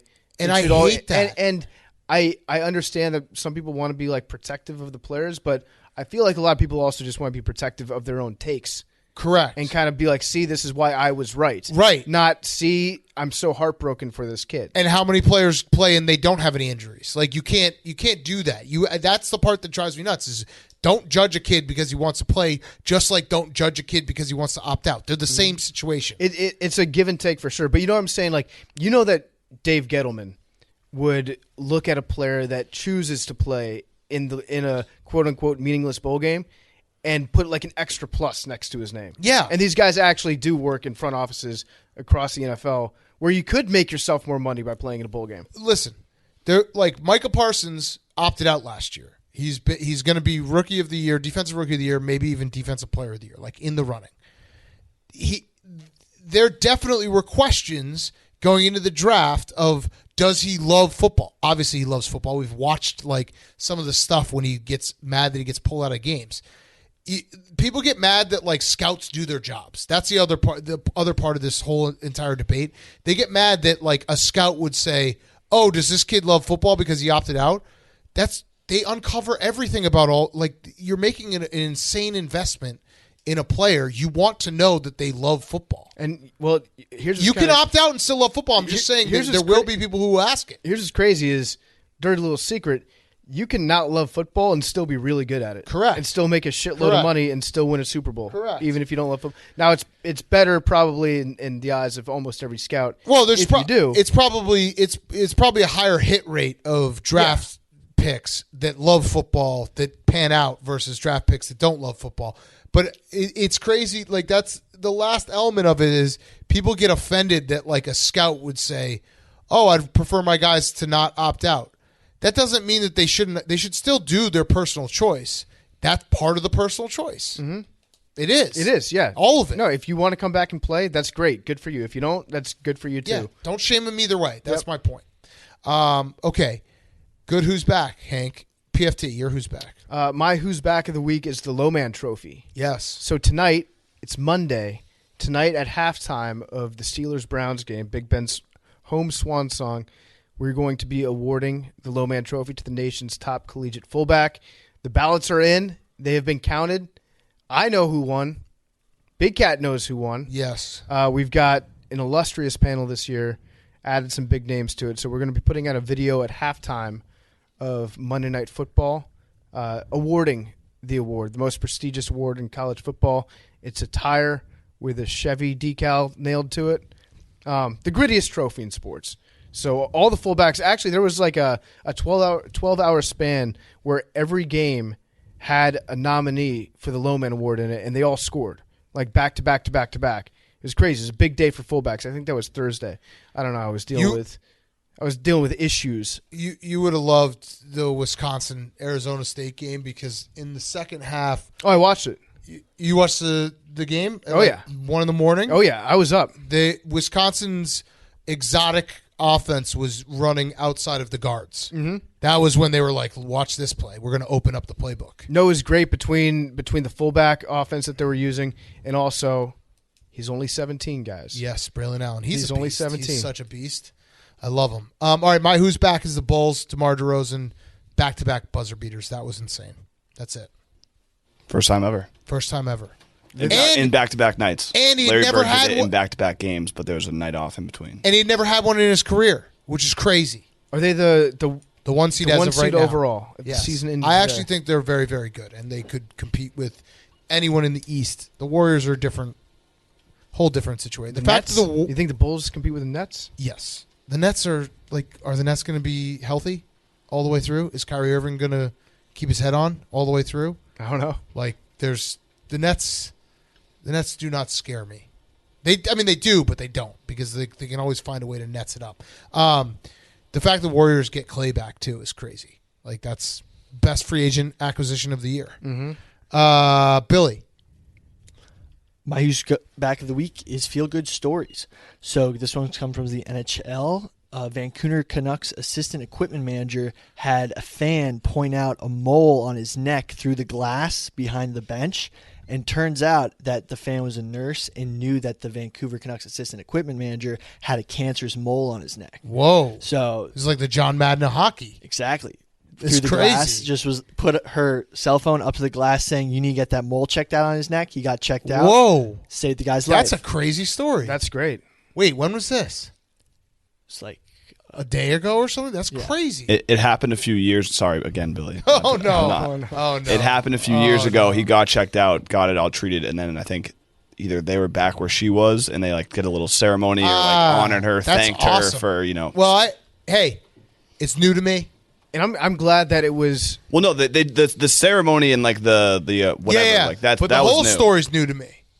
This is the first I'm hearing of it. Because this could have been just a fan chirping somebody, being like, hey, you got a nasty mole on your neck. Right. That's a pretty good chirp. Right. If you're a hockey fan at a game, but it turns out the person was doing it for an actual medical reason. Yes. Saved his life. Good for you. Damn. That's crazy. And they gave her a $10,000 scholarship to med school. Whoa. Wait, but she was already. Oh, she was a nurse. I don't know. That's what Cam just told me. Oh, okay. Damn. It's good who's back, Billy. Thanks. Jake? Jackson Smith in Jigba is the correct There we go. pronunciation. He was so Wanted to fucking good. polish That was a video game. Yeah, it was sick. I actually have also been thinking Nick Saban is essentially like. Is Nick Saban ever going to get bored? He when you play video games and you win too much and you're like, I want to lose a couple games here. No, because he's a sociopath. Yeah. So he has to keep winning. It's crazy. He'll be bored when he's dead. Yeah. I hate to say it, my Who's Back is nose spray. Oh, you addicted? I was in Florida. Oh no. Very stuffy, seasonal. You didn't sit next to a dog environment, again, did you? and Oh, it just no. I was very stuffy. I just had to do it. It felt great, but I'm not going to continue to do it. But you just said you've been doing it. I did it once. Just once. Yes, just once. By yourself, or This were is you how it with others? starts. This is how you fall back. Are you spraying alone? God damn it, Just Jake. spraying alone. God damn it. I'm So, worried about you. It's back, but hopefully not for a while. Damn. We'll see. All right. Anything else? You know that center, Garrett Bradbury, caught the tip pass No. on the Vikings? Okay. I think it happened while we were recording. Yeah. Played tight end in college. Oh. Okay. Because everyone was like, he's an offensive guard. He must have been thinking of that for a while. And then it's like, no, he's actually pretty good at tight end. Yeah. You don't he's really got see good that hands. happen too much, do you? No. Oh, look, they got the Steve Kornacki. at this hour, like it's a fucking election. Okay, so Some votes are going to come in overnight. the for the Steelers Ravens. have 5% chance. Damn, that sucks for them. Oh, yeah, Big Cat. I believe, by the way, the Jaguars have not locked up. Oh, Number one, they're a half game behind the Lions, so I think if the Jaguars win and the Lions lose, oh, they're 2-14 and 2-13-1. You know what? I hope the Lions get the second pick. yeah. That would be nice. It would I'm be sure nice. the just Jaguars fans were going to come after you. it would be nice to look back at the season. Oh, to the just be Jaguars like, fans yeah. are definitely going to come Chaps, after me. Chaps, Or is the gonna- Lions fans. who Chaps have are been going like, to come all over what your about ceiling. us? The clown faces. They got the clown. yeah. That's a little bit of a cell phone. Yeah, you're making yourself A into clown. Yeah. Because it's if you're in Jaguars Twitter community, you get it, but everyone else, you look at it, and you're like, wait, what? Are you a clown? Mm-hmm. Is that part of? They're saying Shad Khan's a clown, right? Yeah, they're saying their owner is a clown. Yeah, because- that you cell phoned yourself. Yeah, bad. Hank, which one did I say there? That was correct. I said cell phone there. They said cell phone. No, I said cell phone. Right. Cell phone. I'm getting a new cell phone. That's different than what you said. Okay. Billy, any update on our nutrition stack? Yeah, sups are in. All of them. Subs are in. Sups are in. The only thing that hasn't come in is those weekly pill things that you can put the pills in to organize it for all y'all, but they're coming in soon. So, all right, somebody pointed out to me online, and I noticed that you liked the tweet. They said Billy clearly doesn't have individualized plans for you guys. He just gave you guys the exact same supplements, and you tried to talk your way out of it. Is that true, or do you actually have individualized plans? Well, I do have I have fat, like metabolism speeding up Okay. stuff for Big Cat, and then I Yep. have for you more of like muscle building, like stuff that will get you going. And for Hank, I sort of I don't see Hank really putting on muscle, but I see him getting more leaner and toner. Nice. Soccer body. Cool with Exactly. Like Hell we're, yeah, we're gonna Hank. turn Hank into Ronaldo, Big Cat into Slim Cat. He's been there before. Yeah. And then you into something like I'm aiming for, like kind of Liver King, but we'll see. Kind of Liver King. Nice. I don't think you can be kind of Liver King. I think either you live the hunter-gatherer lifestyle or you don't. Were you shocked when you saw that video of me and Dave playing against Tony Scheffler in his driveway? Yeah. That was probably about 40 pounds, 50 pounds ago. Yeah. You think there's any chance we could meet at 200 pounds? If I was incentivized, yes. Yeah, I think I could get up to 200 pounds of muscle. Yes. Mostly muscle. Right now I'm probably like 163. What are you? 247. I think we could meet it. First, like 10 is gonna fly off. What would it take for us to try to meet at 200 by the end of the year? 84-pound difference. I could get to 200 if I was incentivized. Yeah. But who's gonna incentivize us? I don't know. If you know somebody out there that wants to Bezos, incentivize. get at us, bro. How about PFT and I split a Billy if we can get to 200, meet at 200. Deal. Damn. I'll do that. All right. Wait, before taxes? Fuck it. Either way. Yeah, all right. Either We'll way. do before Either way. taxes. Either We'll way. do before Either way. taxes. We'll pay taxes on the Billy. Not like he's going to. Billy. All right. Billy's going to... Oh, go get a number. Go get a number. We've all been worried get a about number. Billy Means go get a number. killing us and taking our job. I think that it's pretty likely that Billy's going to accidentally kill us. Yeah. Like, completely unintentionally. Yeah. No, this is going to be bad for me. 22. Trevon Diggs 44. is the eagle who owns 88. the air. 8. Micah Parsons is the lion who owns the ground. I saw that. That was sick. That's fact. Yeah. Except then they lost to the R.I.P. Cardinals. Betty White also. Yeah. Oh, yeah. Longtime Stoolie. She got Madden cursed by People magazine. Mm-hmm. She was so close. It's kind of funny, actually. Why would you ever allow them to run the congratulations on turning 100 100, I episode? know. But that's like that. I think actually Betty White, knowing her sense of humor, she's like, yeah, run it. I'm just going to fucking die. 86. 86. Fuck. Second timer. All right. See everyone Wednesday. Love you guys.